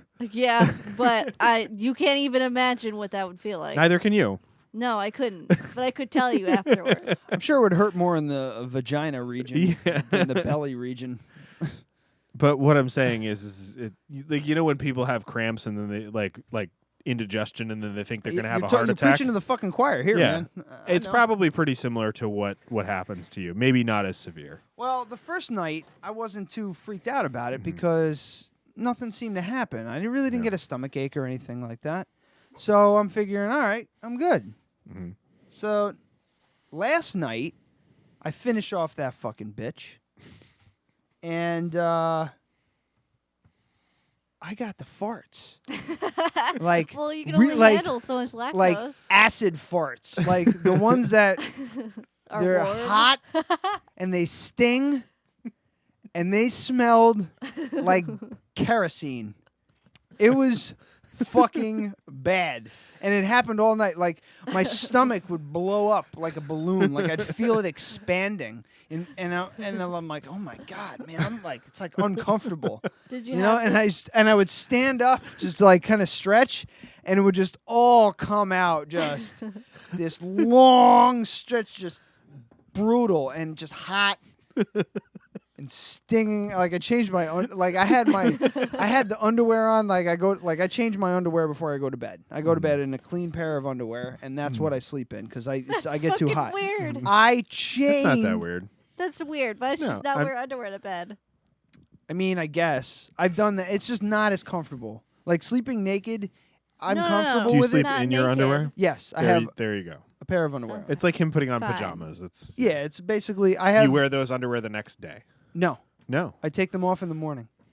That's You see, I would probably wear them the next day. Of course. I just get up, put on pants. I and go. have clean. I have like You have just underwear bed or bed underwear? I wear my underwear for a maximum of 10 hours. So there are days when you change it 3 times. Yeah. Brooke's nodding. See, I have a fucking fleet of underwear in my drawer.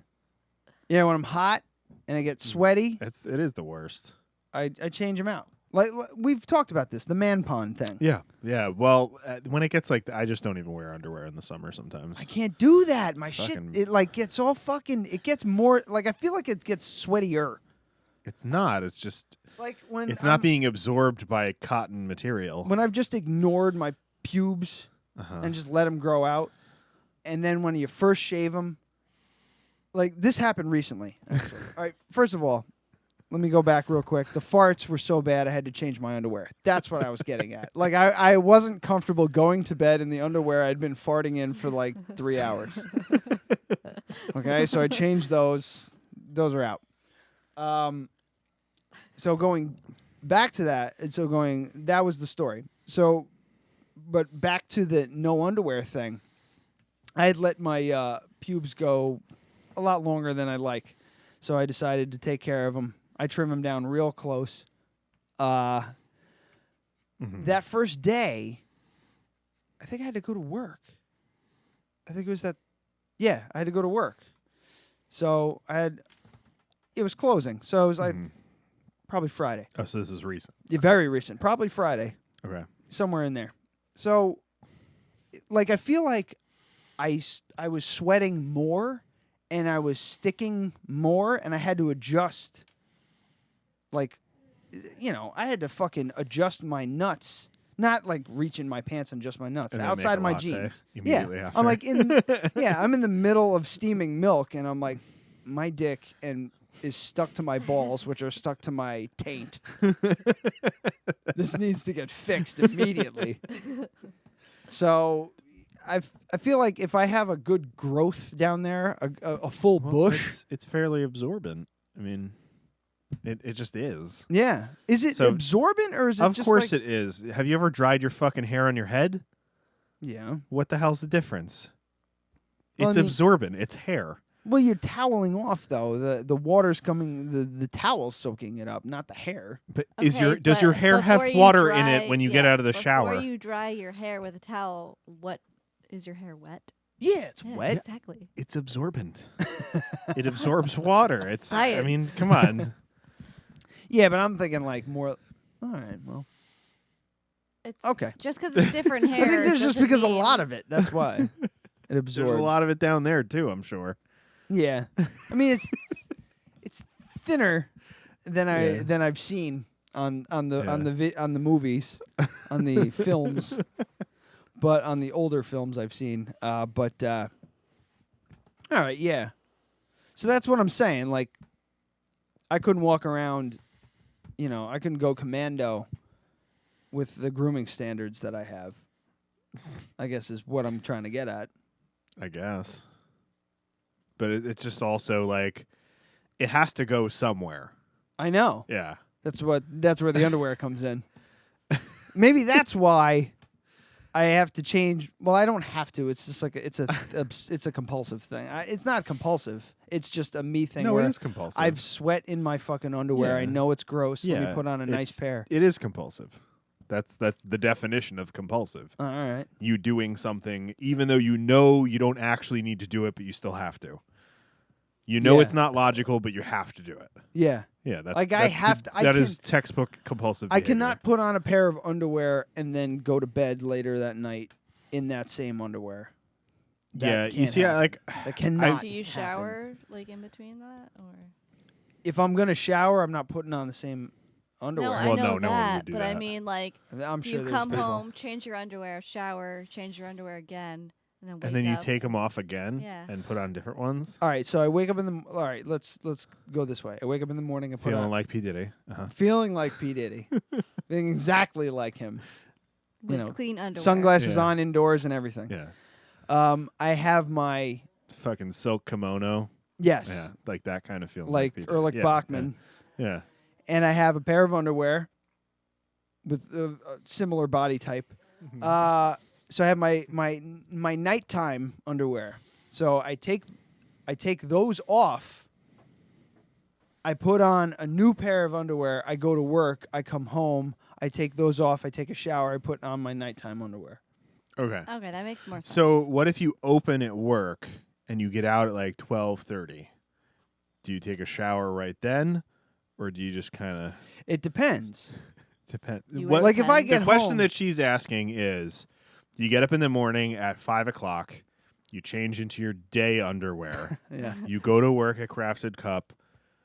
You do your whole day, and then you get out at 12:30. But it's like, let's say 2:00 in the afternoon. You're like, I need to take a shower. You take a shower. You go out to dinner, something like that. Do you then change your underwear again before you go to bed? Yes, I do. Oh my god. Yeah, because like if you worked at a coffee shop all How day many and then you pairs had of dinner underwear do you plans. have? What? How many pairs of underwear do you have? I have exactly what I need. I find I look in my drawer and go, oh shit, I got one pair left. I got to do laundry right now. And I think that's for the week. So I probably have. Hold on, let me think.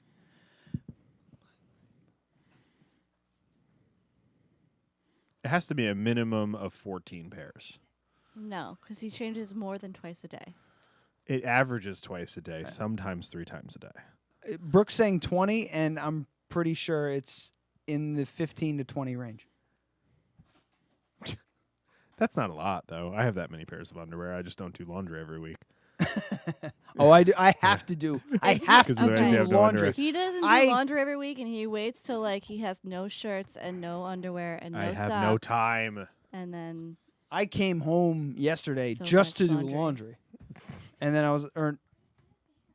I could have, but I didn't. I didn't pack a bag. I just had I came home. I wanted to just come home, and then I walking around the house. I go upstairs, and I'm like, oh, I need underwear to bring back over there and everything like that. I didn't pack a bag. I'm just like three pairs of underwear. Yeah. So, How many pairs of underwear do you put in your carry-on, just in case?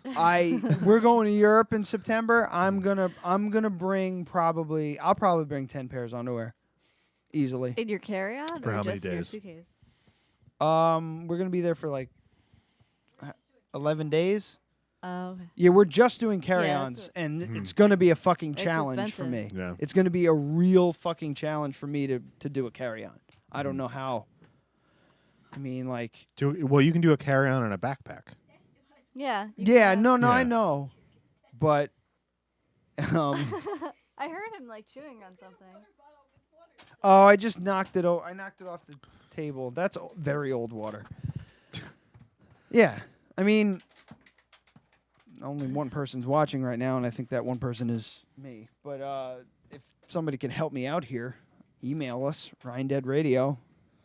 ryandeadradio@gmail.com. How many pairs of underwear do you wear how in many? a given day? Yeah, how many pairs of underwear do you wear in a given day? Yeah, mine is 2 to 3. 2 to 3. That's Well, I don't yeah, wear mine- underwear to bed. Yeah, so mine that is kinda narrows it for me. It really. I mean, it really depends. Probably Really two. depends. Yeah, I do too. Yeah, me too. But I don't wear underwear to bed though, so Yeah, if I showered at night, if I shower at night, which I typically used to do, shower at night, underwear, wake up in the morning, new pair of underwear, go through the day, and then Okay. depending. So it'd be and 2 in a there'd normal be day. There'd be days that I come home and I have to do this fucking show, and I go upstairs and I change my goddamn underwear. I know you told me about it. I thought it was really weird. Yeah. Yeah. I want to be comfortable. Because you said you put some fucking talcum powder on your balls or something. Yes, yeah. Yeah, You yeah, yeah. changed my underwear. I'm a new man. Like if I go to the bathroom Mhm. and I take a piss, I'll give my hand a smell. Oh my god. Just that's to make too much sure, information. just to see how on the sour scale, one being no sour, half sour, full sour, like pickles. All right, go ahead. So how long have we been together? I think I worked it out the other day. I think it was 16 years. Yeah. That's the first time I'm hearing that. Oh. Well, it's not like I'm like He does it for you. yeah. It wouldn't be for anybody. Yeah. It's not. I don't give a fuck if my balls smell. I'm trying to help you out. just in case. Wait, you don't care if you smell yourself? Like, it bothers you to be uncomfortable in underwear that you've worn for a few hours? I'm able to not take showers every day as long as I just have clean clothes. I'll put a new pair of clothes on and not take a shower. I have no problem with that. I'll need to take a shower. Like if eventually. I feel like I smell, I have to take a shower. Like the time Bailey rolled in Groundhog Shit, I felt like I smelled like the whole time. I will chill the fuck out. So bad. I'll chill the fuck out, and it won't bother me that much. But Like if I know that there's a slight chance, is there any minute fucking chance of me coitus? Of me having my pecker sucked, I'll take a shower. I'll clean that. I'll make sure that I gotta be fresh all the time. All right. Jim Norton said it. My asshole is ready to be eaten at every moment of the day. It's not that extreme. But I'm just saying. Is it? Oh my God. I'm like one notch down from him. Do you guys want to talk about meat allergies? Oh no, we can't eat meat anymore. Wait, no, is this because there's antibiotics in meat? No. Because that's why I would be allergic. No, to it. this is like a new, very scary thing. Get the fuck out of here. Let's just turn it to there. Slimy. So. Whoa. It's just connected, that's all. Meat allergies. Tell me you read the article. Yeah. I've read several articles about this, actually. So this is Forbes, so it's a pretty reliable source. Apparently there's a specific tick that is spreading an allergy. The Lone It's Star called the Lone tick. Star tick. It has like a little dot. Let me find a picture. Yeah, but they found them as far north as Pennsylvania and Long Island. So Holy shit! Yeah, they were only in Texas. That's why they. Yeah. Well, it has like a spot on its back that kind of looks like Texas. That's Yeah, why they call it that. So yeah, this is it right here. Holy. This little dot on the Yeah, it's back. got a white dot. So on the back. essentially, this tick, they will feed on either venison or it could be a fucking raccoon. Doesn't matter as long as it's a mammal. Right. And then after that, it bites a human and it triggers an allergy response. It feeds on venison. Yes. Brooke pointed that out. What? I didn't even realize. Oh, I just went with you it's on not that one. fucking chomping down on a steak. It bites a deer. Which is unprocessed venison. So then they'll bite a person, and they don't really know if it's a percentage of people that get it or if it's fucking everybody. But it can cause an immune response to red meat. My life would be ruined. So an immune response. Yeah, so an allergy. Just like celiac. Yeah. Yeah, it basically becomes an allergy. Oh my God. So the compound is called alpha-gal, and that's short for galactose alpha 1,3 galactose, commonly known as alpha-gal. But like And that's 5 the root- years ago, you never heard about, gluten allergy, wheat allergy. You never heard about that stuff. Like, I mean, come on,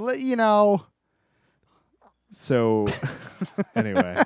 You ever heard about meat allergies? So this is a compound found in most mammals. So basically beef, bacon, like all of those all types. the good Yeah. things. Chicken and fish, though, don't have it. So it's not like you can't not.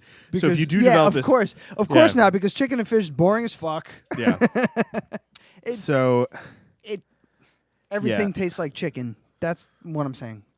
So you can't develop this just by like eating fucking steaks, but something in this tick, after you get bit by it, can cause you to develop an immune response, similar to the way people who never were allergic to bees until they got stung 20 times and now they're allergic. Okay, so this is more like a but it went from 200 cases to potentially thousands in the last few years. Oh, yeah. Fuck.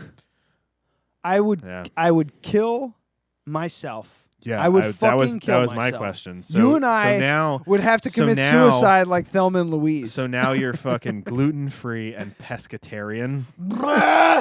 Fuck that. You just should buy a fucking fedora. Yeah. And wear Converse all the time. Yep. And a fucking and a suede jacket with the elbow pads. Christ. Or So, no, I'd have to go to Frank McGinnis for fashion advice after that. So apparently it's not just the Lone Star tick. One study from 2013 turned up alpha-gal itself in a tick's digestive tract, not the Lone Star tick, but another tick that's been leading to meat allergies in Europe. Lends some support that the idea that the tick bite sends invading alpha-gals into people's bloodstreams, leading to antibody production and eventually the meat allergy. So basically, there's meat in the tick. So if you injected meat directly into your bloodstream, you could trigger this allergy. I'd be curious to find out what the blood type of each individual that got this disease I haven't seen or any allergy from. Yeah, I haven't seen any research on that. Eisen just fucking ganked your spot. He just fucking ripped you off. Punch that dog in the face. Oh, look how cute he is. Jesus, that's fucking wild. Ticks are bad this year, man. And especially here. We're doing that tick project Are thing you? too, yeah. Yeah, so this is our second go at it. So there's a research team in North Carolina injecting mice with Lone Star tick extracts in an effort to tease out which molecules might be causing the allergy. Holy shit. Hey, can we please have like a shout out to the brave mice and women out there Mice and women? who have like taken these fucking shots and like, just Beef- taking beef one injections? hot beef injections. That's what you were going for? That was the joke? No, it wasn't. Hot That beef was good. injections? I'm gonna let you have it. No, I'm saying just in general, just taking the bullet for the rest of us. Thanks, guys. But the funny fucking thing is, I would be sad that I couldn't eat beef anymore. I really would be. But if fucking everybody got this, do you realize the impact on global warming and all of that? Everything would just stop. If the beef industry fucking collapsed, it would just pretty much stop global warming. Yep. Because it wouldn't stop it, but the beef industry accounts for something like 10 times the carbon emissions of all vehicles on the planet. Well, what about chickens? So chickens, It's not just cow farts. Chickens, All those cow farts. chickens would replace the cows, though. Yes. But chickens are much more efficient. And hatcheries. Chickens are way more efficient. That's the thing. Those things are disgusting too. Yeah. Like they count an open pen as like a room one of with a those window. houses with a window. Mm-hmm. Yeah. Yeah. Yeah, as long as they're not in a cage. They can be in a really big cage with a bunch of other chickens. That's fine. That's cage free. Yeah. Yeah, they're still in just a really big cage. I mean, our chickens aren't even fucking cage free. We can't just let them roam. We They do. keep sometimes. getting I've killed. seen them They roam. have a better But they keep life. getting killed if we don't do it supervised. You still We have both the whole a fucking flock, job. though, right? Yeah, we haven't lost any. Do you have since a I put- chicken name, much like a Mad Max post-apocalyptic You name? already gave it to me, and it was really dumb. It was like the chicken. Yeah, you were saying like the toe catcher or snatcher or something Oh, like that. the chicken snatcher. Yeah. Okay. Wow. You got a great memory. I can't do this. I live now and a few steps ahead, and that's Yeah. it. The past, as soon as the fucking sun goes down, Yeah. it's all gone. All right, dust that off. Time to go. Time to move on to Time the buy next a day. Polaroid and a tattoo gun. Yeah. That's deep. But yeah, Shout out to so there's a possibility of beef allergies. I mean, So yeah, part of me has a real sick pleasure in knowing that that's happening. However, the problem is I could get it too. there's only 200. There's last I read, like it wasn't in that article, but last I read there was only about 200 confirmed cases. So it's very small. Yeah. But then some articles I'm reading are saying they're in the thousands, but it's 200 confirmed cases in the United States. That's and a it's 1,000 such a tiny, more people in the United States have gotten fucking Zika at this point, than this has happened. So, What happened to Zika? They're that's still out around? there. Yeah. But we're fine, right? New cases in Florida Because we live in a, first world country. Yeah. Yes? Okay? Everybody's cool? Good. Yeah. Jesus Christ. Well, the thing with Zika is that's a very scary disease because it doesn't present any symptoms that are different than a cold. Yeah. So you don't really know you have it until you go to the doctor and they test for something else and that pops up. And then they shut down the whole fucking place. Yeah. So. No. Speaking of beef, Billy Bob's is up for sale. Has been for over a year, apparently. Has it? Yeah, WRV just got wind of it, and then they ran a story, and now everybody's talking about it. Oh, is that why I'm seeing that then? I mean, it came out, this came out 10 days ago. What's their reason for it? They're going to retire. Okay. I was talking to, I'm not going to mention her name, she's a regular, but she said that, they had a 10-year plan. It's 7 years in. It takes a couple of years to sell a business like this. So they're just being smart about it. Yeah, they put it up for sale, and if it takes 3 years, it takes 3 years. But the whole plan when they opened the place was going to be their retirement. They were going to build a business and then sell it. They are asking $975,000 for it, and they say it's a turnkey, profitable barbecue restaurant and bar in a fantastic location. $1 million and trending upward year over year, which is probably true. Mm-hmm. Yeah, for sure. I mean, their overhead's probably $800,000, but I don't think it's that bad. Well, sure it is, dude. Have you seen invoices for food like that? It's fucking crazy. No, I haven't. Yeah. Absolutely. Most people just haven't. Straight overhead on that place. Forget about like keeping the lights on and shit like that. It probably cost them $4 or $5 grand a week just in food. Just food coming in. And for our old school Poughkeepsians, it was originally called the Dutch Cabin. Dutch Cabin, yeah. Mm-hmm. I mean, I don't know. Oh, shit. Okay, so let's say overhead is $800 grand, and I would imagine that's got to be on the high side. But that's overhead, including all salaries, fucking everything. That's what I'm talking about. That's still $200 grand a year. What Billy Bob and his wife and fucking whatever, what they're taking home. Because it's a family business, so you got to figure. There's 3 people taking a cut of that. That's not a ton of money. Billy Bob and Billie Jean. Yeah. All right. So most businesses like that, turning a profit in 7 years is pretty astounding. And that most places don't. Yeah, and that place. Wish we had Julia here so we could. Julia Gulia? She could fill us in. I've heard her rumblings. Yeah, that's not for the show. Yeah, that's fine. All I know is they have high turnover. So yeah, anybody who works in the industry knows what that means. It's fucking. They're neighbors, literally neighbors to the fucking college. They live on the same street. Yeah, and it's. Of course, it's going to do well, and I certainly believe those numbers. Absolutely. I got a fun. And you figure most businesses like that, when they go up for sale, that the number that they're given is roughly what the profit would be over 10 years. I'm just looking at my dog right now, giving him the fucking crazy eyes. Sorry, I got distracted. So, and we know people in the business. I've never done it, but I've had conversations with people in the business about what these places are kind of worth. Sorry. And usually they're valued at what the profit would be over a period of time, say 10 years. Yeah. So if we based it on that, then you figure their profit margin's $100 grand a year, which is still a good living. But you got to figure he owns the place, his wife works there, his son works there. Yeah.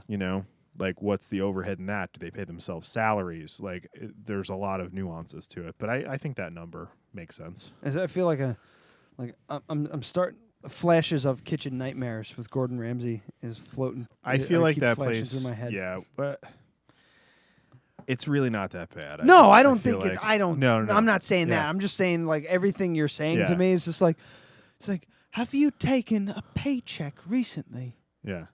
Unbelievable. Yeah. I watched the show too much. I'm sorry. It's okay. It's my like junk television. It is one of those things where any business is going to lose money for a very long time.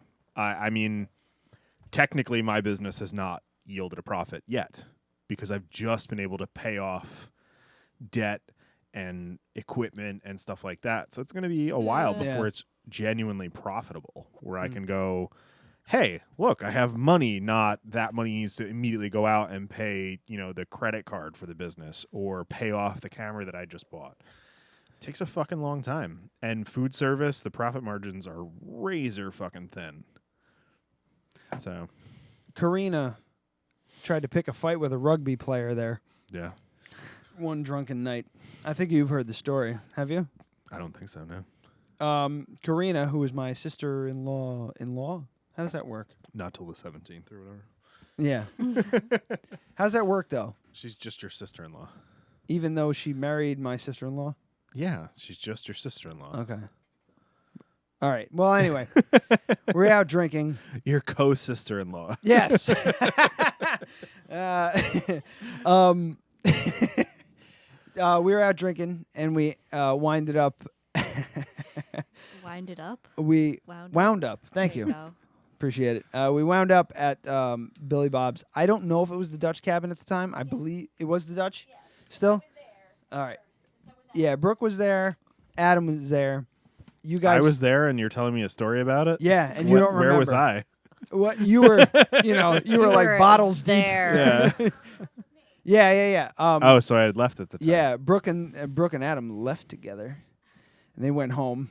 And why would I have gone home? This is crazy. I think you're it's confusing me weird. with someone else. It is. It's strange. Why the fuck would I have left a bar? I don't know. I don't know. It was weird. And I was. Yeah. Maybe I had to work. I was with Jess and Karina, and I'm sitting across. Jess is sitting next to me. I'm sitting across from Karina, and we're talking.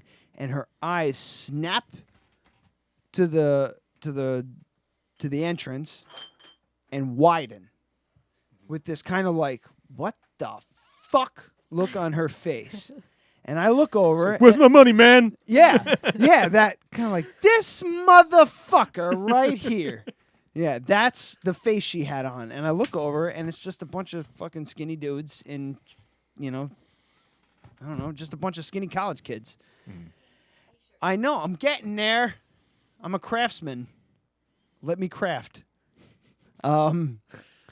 So I'm like, what? And she goes, look at this motherfucker. And she stands up, and she walks over to this kid in a pink Vassar rugby T-shirt. Karina used to play rugby. I can't remember the name of the college. Forgive me if you're listening. Siena.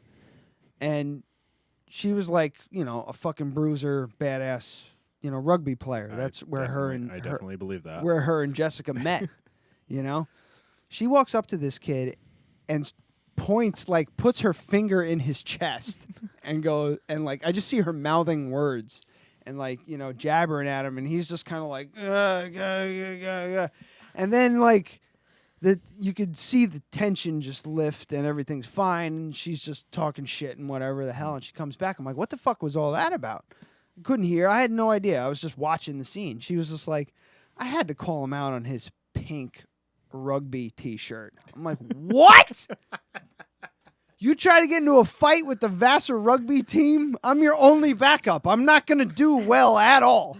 Yeah, I think Vassar's probably more let me tell you, known for Quidditch than rugby. Yeah. I mean, maybe that's what... I mean, I don't want to make generalizations, but that's all I've fucking seen. Maybe the rugby T-shirt, maybe that's all the Quidditch team had to choose from. Oh, so it was like a rugby style T-shirt? No. It said Vassar rugby.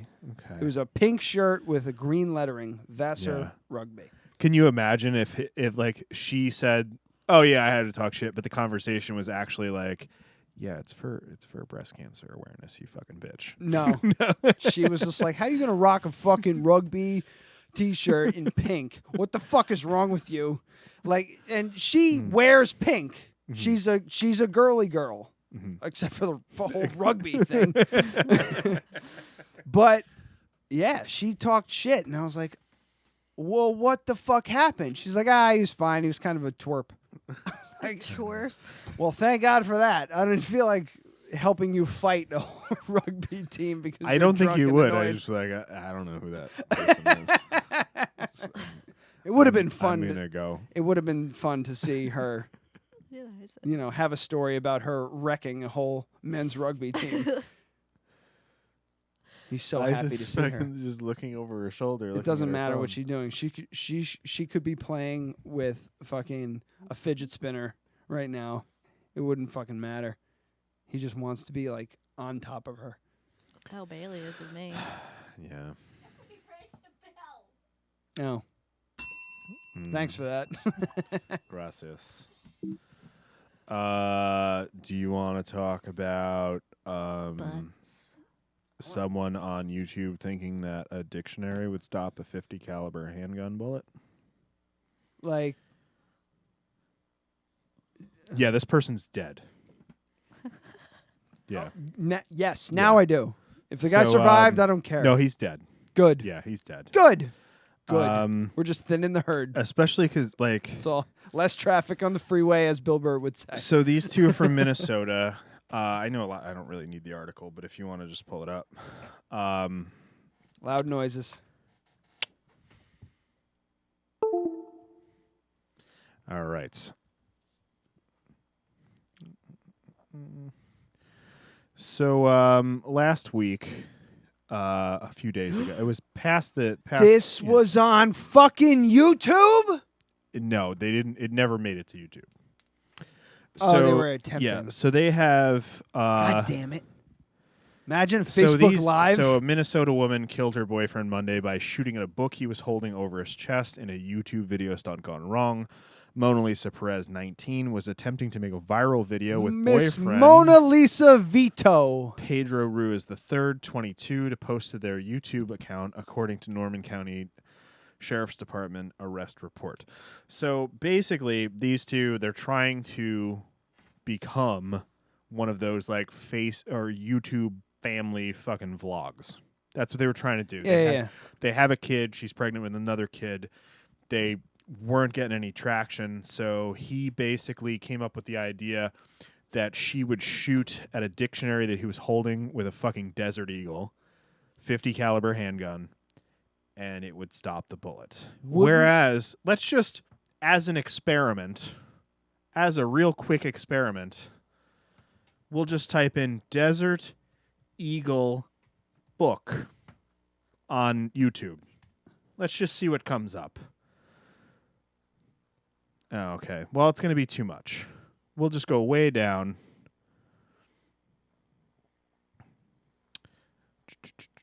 Shooting. You see, the problem is that they're all reaction videos. No, you were... No. If you because Googled, of the accident. If you Googled it 2 days ago when I did it, you'll come up with about 50 videos of people shooting through 5, 6, 7 fucking phone books. Yeah. How about that? Yeah, phone book. Which, by the way, is thicker than the dictionary that he was holding. Desert Eagle, 50 caliber versus perfect. But we don't need audio on this. Yeah, so he has a whole bunch of fucking phone books. He fires the gun into the fucking dirt. That like knocks the wind out of you. And he fires through like 3 fucking phone books. It takes 2 fucking seconds to figure out, even if you know nothing about guns. But wouldn't you make a fucking... Die. You have, like, how many fucking rounds are in a Desert Eagle? You have 5? Yeah. You have 4 fucking test shots before you actually go live. Yeah. So why don't you just test the shit first before you fucking do it? Yeah. So obviously, this video... Let's see where this video is from. This is from 2010. Yeah. He has 85,000 views on this video. They did 0 research. Yeah, they just fucking did it. Yeah. That's goddamn dangerous, man. So Is she yeah, getting, people like, are charged Yeah, with- she was charged with second-degree manslaughter. No. She can't be charged with murder because she wasn't trying to kill him. But how could she be charged at all? She didn't. Like they. No, she should absolutely be charged. She's a fucking moron. She pointed a gun at her boyfriend and shot him. All right. Yeah. Okay. Yeah, she's a fucking idiot. Well, second-degree manslaughter. Second-degree what's that? manslaughter is when you killed someone unintentionally by doing something completely fucking illegal and stupid. So second-degree manslaughter would be like if you stepped out of your car while it was still in drive and it ran over an old lady. You know, like that So that kind of thing. What do you get for that? Like what time? Probably 10 to life, something like that. Like she's probably only going to serve a couple of years because it was obvious. It was very obvious, and it's documented that this guy was like, "I want you to do this. I'm telling you to do this. It'll be fine." So she may get off completely, but the thing is, they're not releasing the video because it'll affect jurors and stuff like that. And so it's going to be a couple years before any of this makes it to the public. But they were recording it. It's on video. Jesus Christ. Yeah, it's fucking crazy. A way to bring down the show. Very sorry. I feel bad because they got kids and everything like that, Yeah. but it's very difficult for me to feel really sad for this motherfucker. He's a fucking idiot. Because that's like the dumbest fucking thing. I wouldn't do that with my fucking 45. I wouldn't do that and with it would go through with a 45. Yeah? Yeah, absolutely. I've shot phone books before. A 38 goes right through them. I don't understand. Yeah. You know, extensive testing if first. Kurt was here, he'd have a fucking rant about the gun culture in America and everything because he's like way against guns. That's part of the problem. It is. It's this is in Minnesota, so these fucking people walked into a gun shop and 3 days later they walked out with a Desert Eagle 50 caliber handgun with the normal federal background checks, all that shit. And I'm against the way New York does things because I think that they make you jump through all these hoops without ever asking you the question, do you know how to use a gun? Right. That question is never your knowledge test for getting a handgun is, do you know a notary and 5 people who will say you're not fucking crazy? That's it. This is Minnesota. A permit to carry also acts as a permit to well, they probably didn't have a full carry. Whoever carry person under 20 semi-automatic. These are just the laws. Permits to carry. Well, they may not have had a permit to carry. I think they operate. Oh, yeah, 30 she's days. She's also 19. The county sheriff must either issue or deny a permit within 30 days of application. But is that a full carry though? Permits to carry. Yeah, but there's nothing about this so they had a full carry. Oh, okay. Yeah, like in Florida, if we got on a plane right now and went to Florida and bought a handgun, we would have it in 3 days. You'd have it in 3 days with no permit at all. Yeah. You don't need one. A lot of states are like that. But it's insane to me that this can fucking that this amount of stupid is allowed to fucking buy a handgun. Yeah. Yeah. I was taught to handle it like it's always loaded. No matter how much you check the fucking thing. I had to get rid of a bunch of guns that I had. Just rifles. They barely even worked. Couple 22s and a shotgun. Mm-hmm. That didn't even fucking work. Yeah. They had to go. I got rid of them. While I was checking them for transport, like taking out the it was the tube fed 22s. I took out the tube, zip tied it to the fucking thing. You know, I did everything you could so that if you transported it and someone stopped you, said, "Hey," be like, you know, no ammo went with it, nothing. I checked it.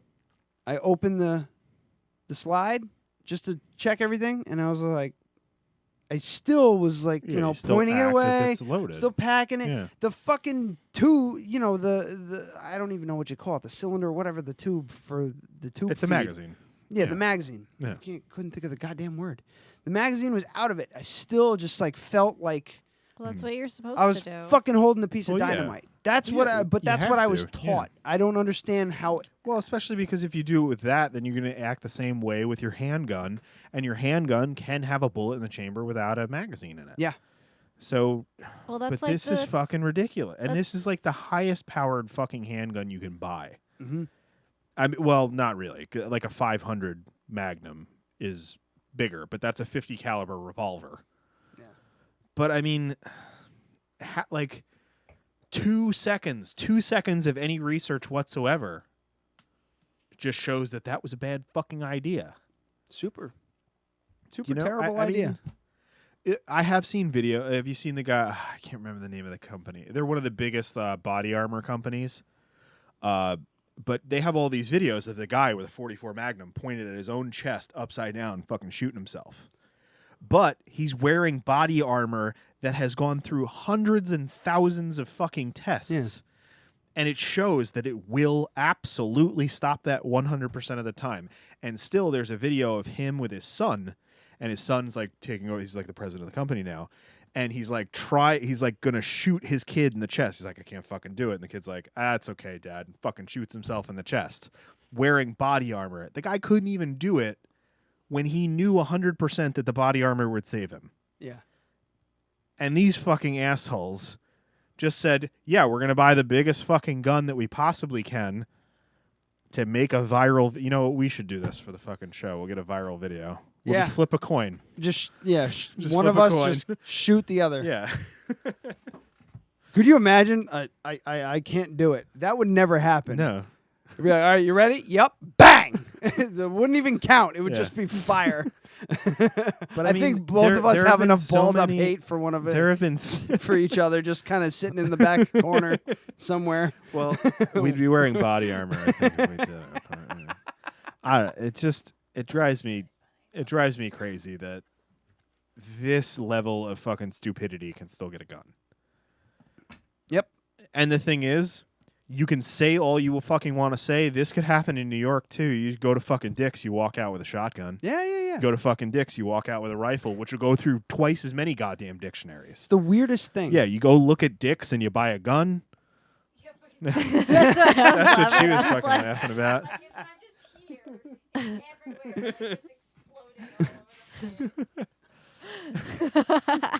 She was fucking laughing because I said Dick's. Yeah, I which know. is a Well, you sporting said- goods store. Yeah, I'm gonna You look go at to Dick's. Dick's and you buy a And gun. guns. And Brooke was like, "They're just. It's not like just a gun is over here. They're exploding everywhere. So you're looking at Dick's exploding guns everywhere."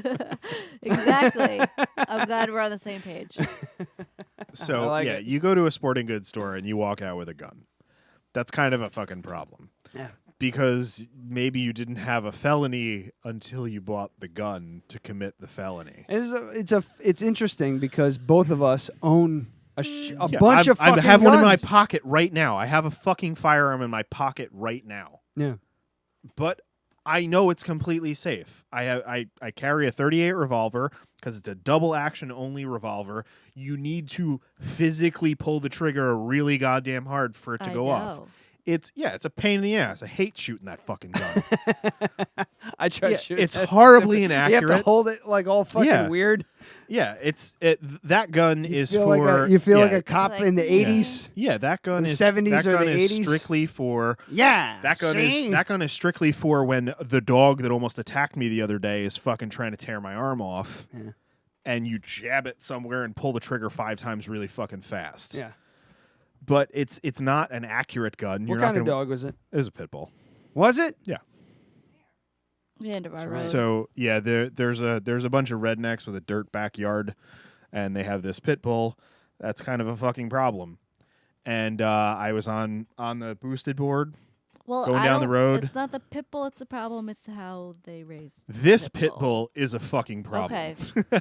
I'm completely It's just not. like children. They're a product of their No, environment. I'm just saying that, and that's But here's also the thing. also why I didn't bring up the breed of the dog. But until you here's the asked. thing: if it was a fucking Chihuahua, you'd laugh and walk away. Yeah. But it's a fucking pit bull. Oh, yeah, I know. this dog was. If Probably, it was yeah. Eisen, Yeah, but even Eisen could fucking Eisen's hurt big, somebody. He could. He's big. This dog was about the size of Clover. yeah. It was big. Yeah. A good 70 pounds, something like that. Clover could have taken somebody out. So I'm riding down She the wanted so to. I'm riding down the road. She was I too had just sad. made the right. And this dog is barreling at me, barking, growling, tail between its legs, hair up. Yeah. Obviously about to fucking attack me. Yeah. So I jump off the board, I yell really loud, and I went for my gun. Right as that happened, the owner whistled really loud and started yelling at the dog, and the dog stopped and was just growling at me, and then turned around and took off back at the owner. Ooh. I really think if that owner was not there, that dog, it was more about the skateboard and me on it. As soon as I jumped off the board and I just screamed at the fucking dog really loud, it stopped and was like reassessing. So I don't know if anything would have happened. But He's like, oh shit, is this a bear? Yeah. So This might be a bear. But it's got a lot of fur.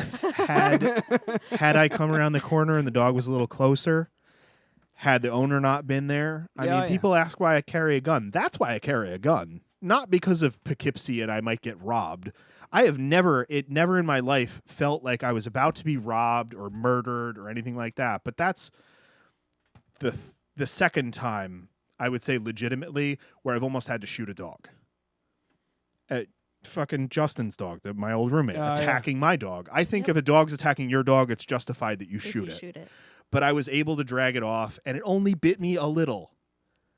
Like that's the so thing. You're being very reasonable. Yeah, I was being really fucking reasonable to not shoot that dog. I should have shot that dog. It was attacking my dog, trying to kill my dog, and then bit me several times before it realized that it was now attacking a human.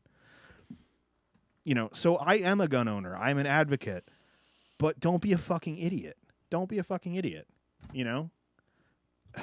I don't think anyone's going to disagree with you here. No, not here, but maybe at home. I don't know. If Kurt was here, he might disagree. Kurt. But the thing is, it's like in that situation, if that owner hadn't been outside, that owner is completely irresponsible. He has a dog that is a problem, and it's off leash all the time. Mm-hmm. All the time. So forget about the breed. The dog is a problem, and it's off leash all the time. Yeah. You're a fucking asshole, and you should be liable for that. And the thing is, I'm glad that I was carrying, because had that dog attacked me, I could have defended him. I can't fucking fight off a pit bull with my bare hands. Can I see your gun real quick? No, that's a joke because he's barking. Kill shoot the door. Shoot the door. God damn it! Yeah. So, like I said, it's one of those things where people ask why. That's why. And no one can argue that.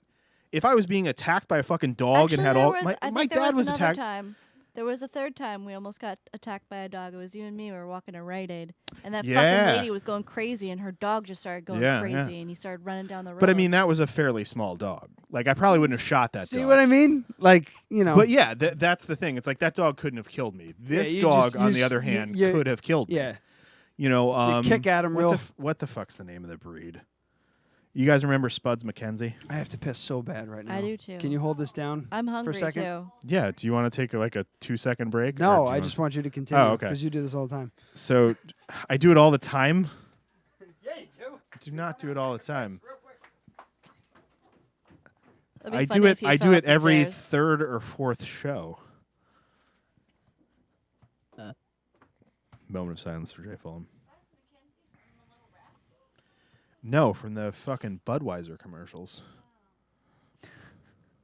Oh, that kind of. Yeah, those are the ugly kind. It's a bull terrier. Yeah. Of course. Their heads are really Yeah, I know it's not a pit bull, but yeah, it's not a pit bull, but this was the other dog that attacked me that was going after Bailey. Yeah, this is Spuds McKenzie, bull terrier. Yeah. So this so this dog just got it in its head one day. They were fine for 6 months. Totally fine. They never had a problem. They got along great. And then all of a sudden one day, that dog just decided it wanted Bailey dead.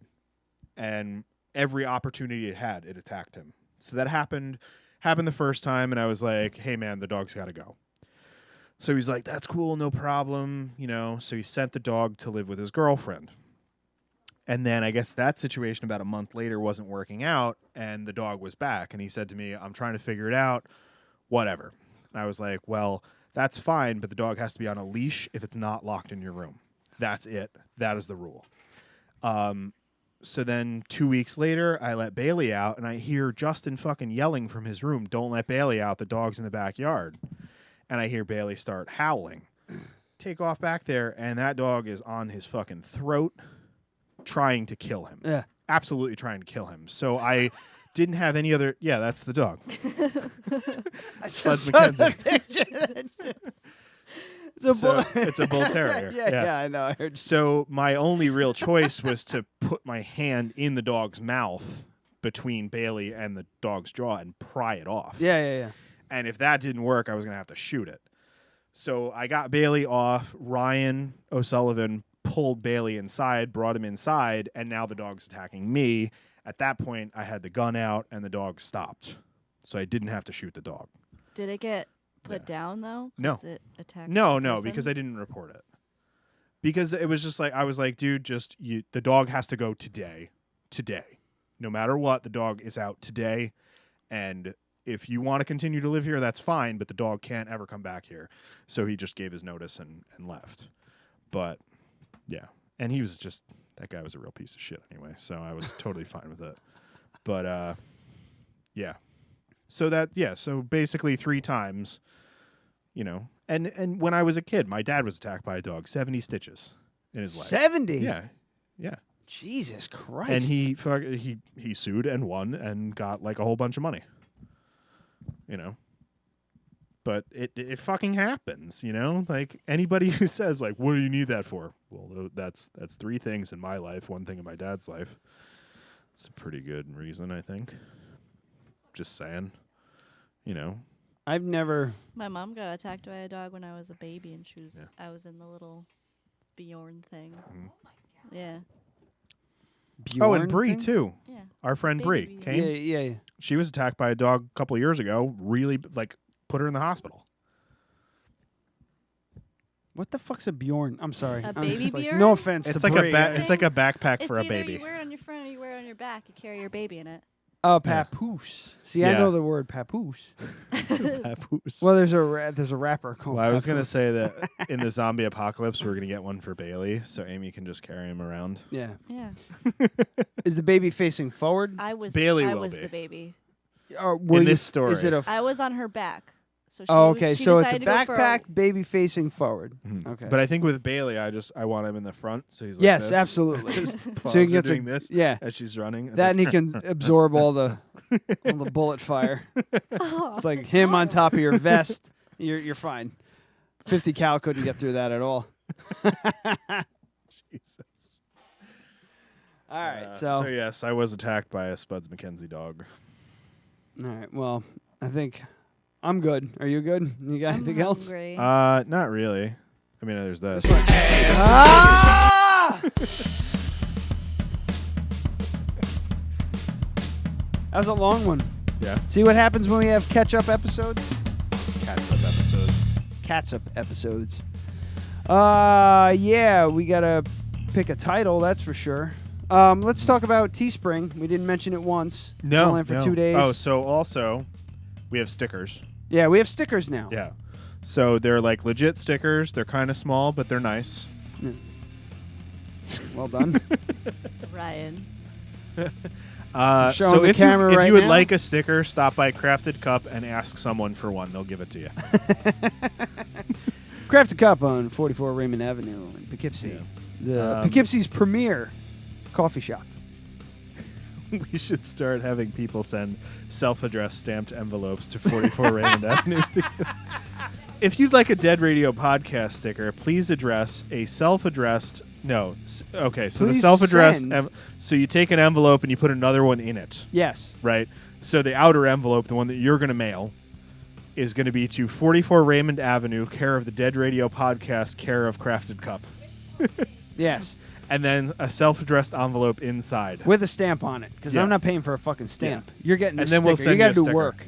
Then we'll send you a sticker. No one's going to do this. Yeah. Well, it'll be 88 cents because they need the stamp. Forever stamps. For the first. Yeah. So anyway, 88 cents. Or you just stop into the Crafted Cup, talk to Ryan and his haircut, You talk to me and my haircut that I am fucking hiding under this hat. I think No it looks more on good. that. I don't like it. Anyway, it's so- too hipster for me. So yeah, come get a sticker. Too hipster.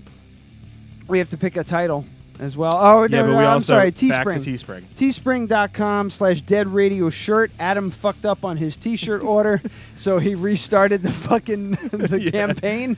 So Yeah. you can still get a shirt. If you haven't gotten a shirt, you can still get a shirt. You got Yeah. till Thursday to They're do it. $15. Yeah, there's like 2 days and something hours. I but- got mine. It needed a wash. Yeah. Because of the Smell plasticky. It smelled like a new T-shirt times 10. Said it before. But It's it's a good. decent Like, quality? It's good quality shirt. It Yeah, fits they're like a just- medium yeah. should fit.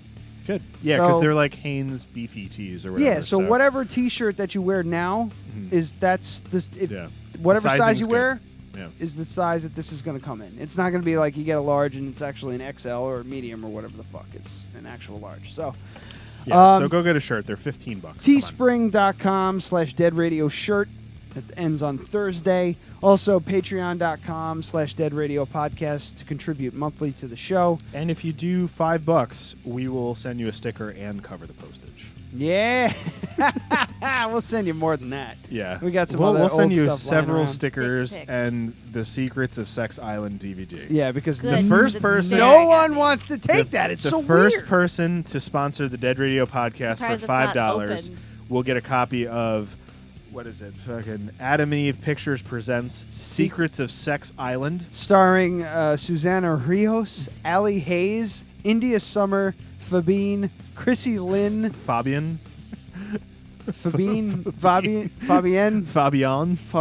It's probably not Fabian. Kaylee Brookshire of the Chesterfield Brookshires, Evan Stone, Tyler Nixon, Michael Vegas, Bad Boy, and Rogue with no U. That'd be like Roji. Yeah, Rog. Rog. So yeah, if just hit rewind a few times and you'll Yeah. get all the gist of that. Anyway, yeah. So title for the show. We have It Looks Very German. Okay. Anal Lube Baptism. Ooh, I like that one. A Pantsless Hulk movie. I just wrote Huck. Like Huck Finn. Acid farts. And then I added like a little addendum. Acid farts so bad I had to change my underwear. I like that, but I can understand if just acid farts makes it. Uh-huh. And my co-sister-in-law. They're all very good. Anal Lube Baptism, I think. I'm I thinking, fucking yeah, that's hate you definitely, guys. yeah. Brooke's nodding. That's gonna get some hits. Yeah. So why don't you circle that? I would say hashtag acid farts. And maybe I'll put a mention my co-sister-in-law. It's a co-sister-in-law heavy episode. Yeah, all right. Thanks, kids, for joining us once again. Next week we have Christ. Jesus. Jesus Christ. Christ. What the fuck's the guy's name? It's Logan, but God I damn don't. it, I don't have any. I wasn't Yeah, prepared I for don't- this, and Firefox wants to update, so Hang on. I got this. What was the name of his band? I don't remember. This is terrible. This is really bad. terrible This is way to very unprofessional. Here we go. Yeah, next week. Let me see. Logan Callahan will be on next week. LoganCallahan.bandcamp.com. LoganCallahan. Lots of A's. 1-0. Bandcamp.com. LoganCallahan.bandcamp.com. He's going to be in all next week. We met him at the Dark Side Bazaar. We checked out his music. Really like it. If you're a fan of Mad Season, the band with that's Lane Staley with Mike McCready and Some guys from Green River. Barrett I don't fucking Martin. remember. Yeah, a bunch of the super group from the late '90s. If you're a fan of theirs, you probably dig this guy. He's very talented musician. He's going to be in next week. I'll see about throwing some in Tim Laps this week. Yeah, absolutely. Yeah. All My Mistakes, fantastic song. You can buy the digital album for $8 on Bandcamp. So check him out, Logan Callahan. We'll have him in next week, and then the following week, Lou. Yeah, I'm 20 pages to being done with the book, so you'll have it in a couple days. Nice. A local novelist who just did the book called Club Anyone. Yeah. So far, sci-fi, really awesome. You're digging it, huh? It's fucking great. Okay, yeah, good. Yeah, especially if you're into that like genre. He said it was cyberpunk is the it's a lot of like augmented reality and like seedy. It's very very Blade Runner. Very Blade Runner. Really enjoy it. Like there's guns that manufacture their own ammunition. You just like put you can break the fucking lid off of a toilet and stick it in there and it makes fucking bullets. It's awesome. Yeah. That's Lou Agresta, Agresta. The book's called Club Anyone.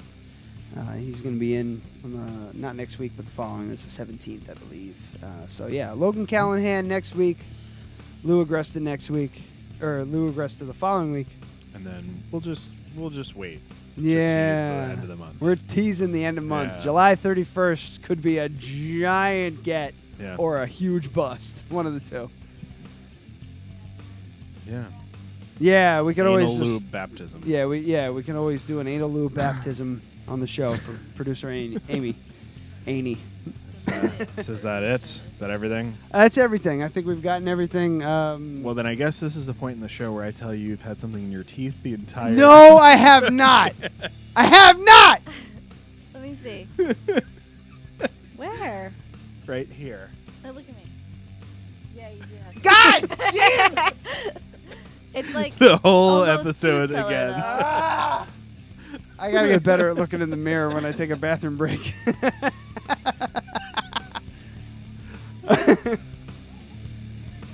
No, I don't look in the mirror because I just automatically think, damn, you look good. You don't even need it. You're good as you are. I have that much confidence. Well, I don't. I'm glad that you had something. I'm so fucking mad. All right, till next week, kids. Bye.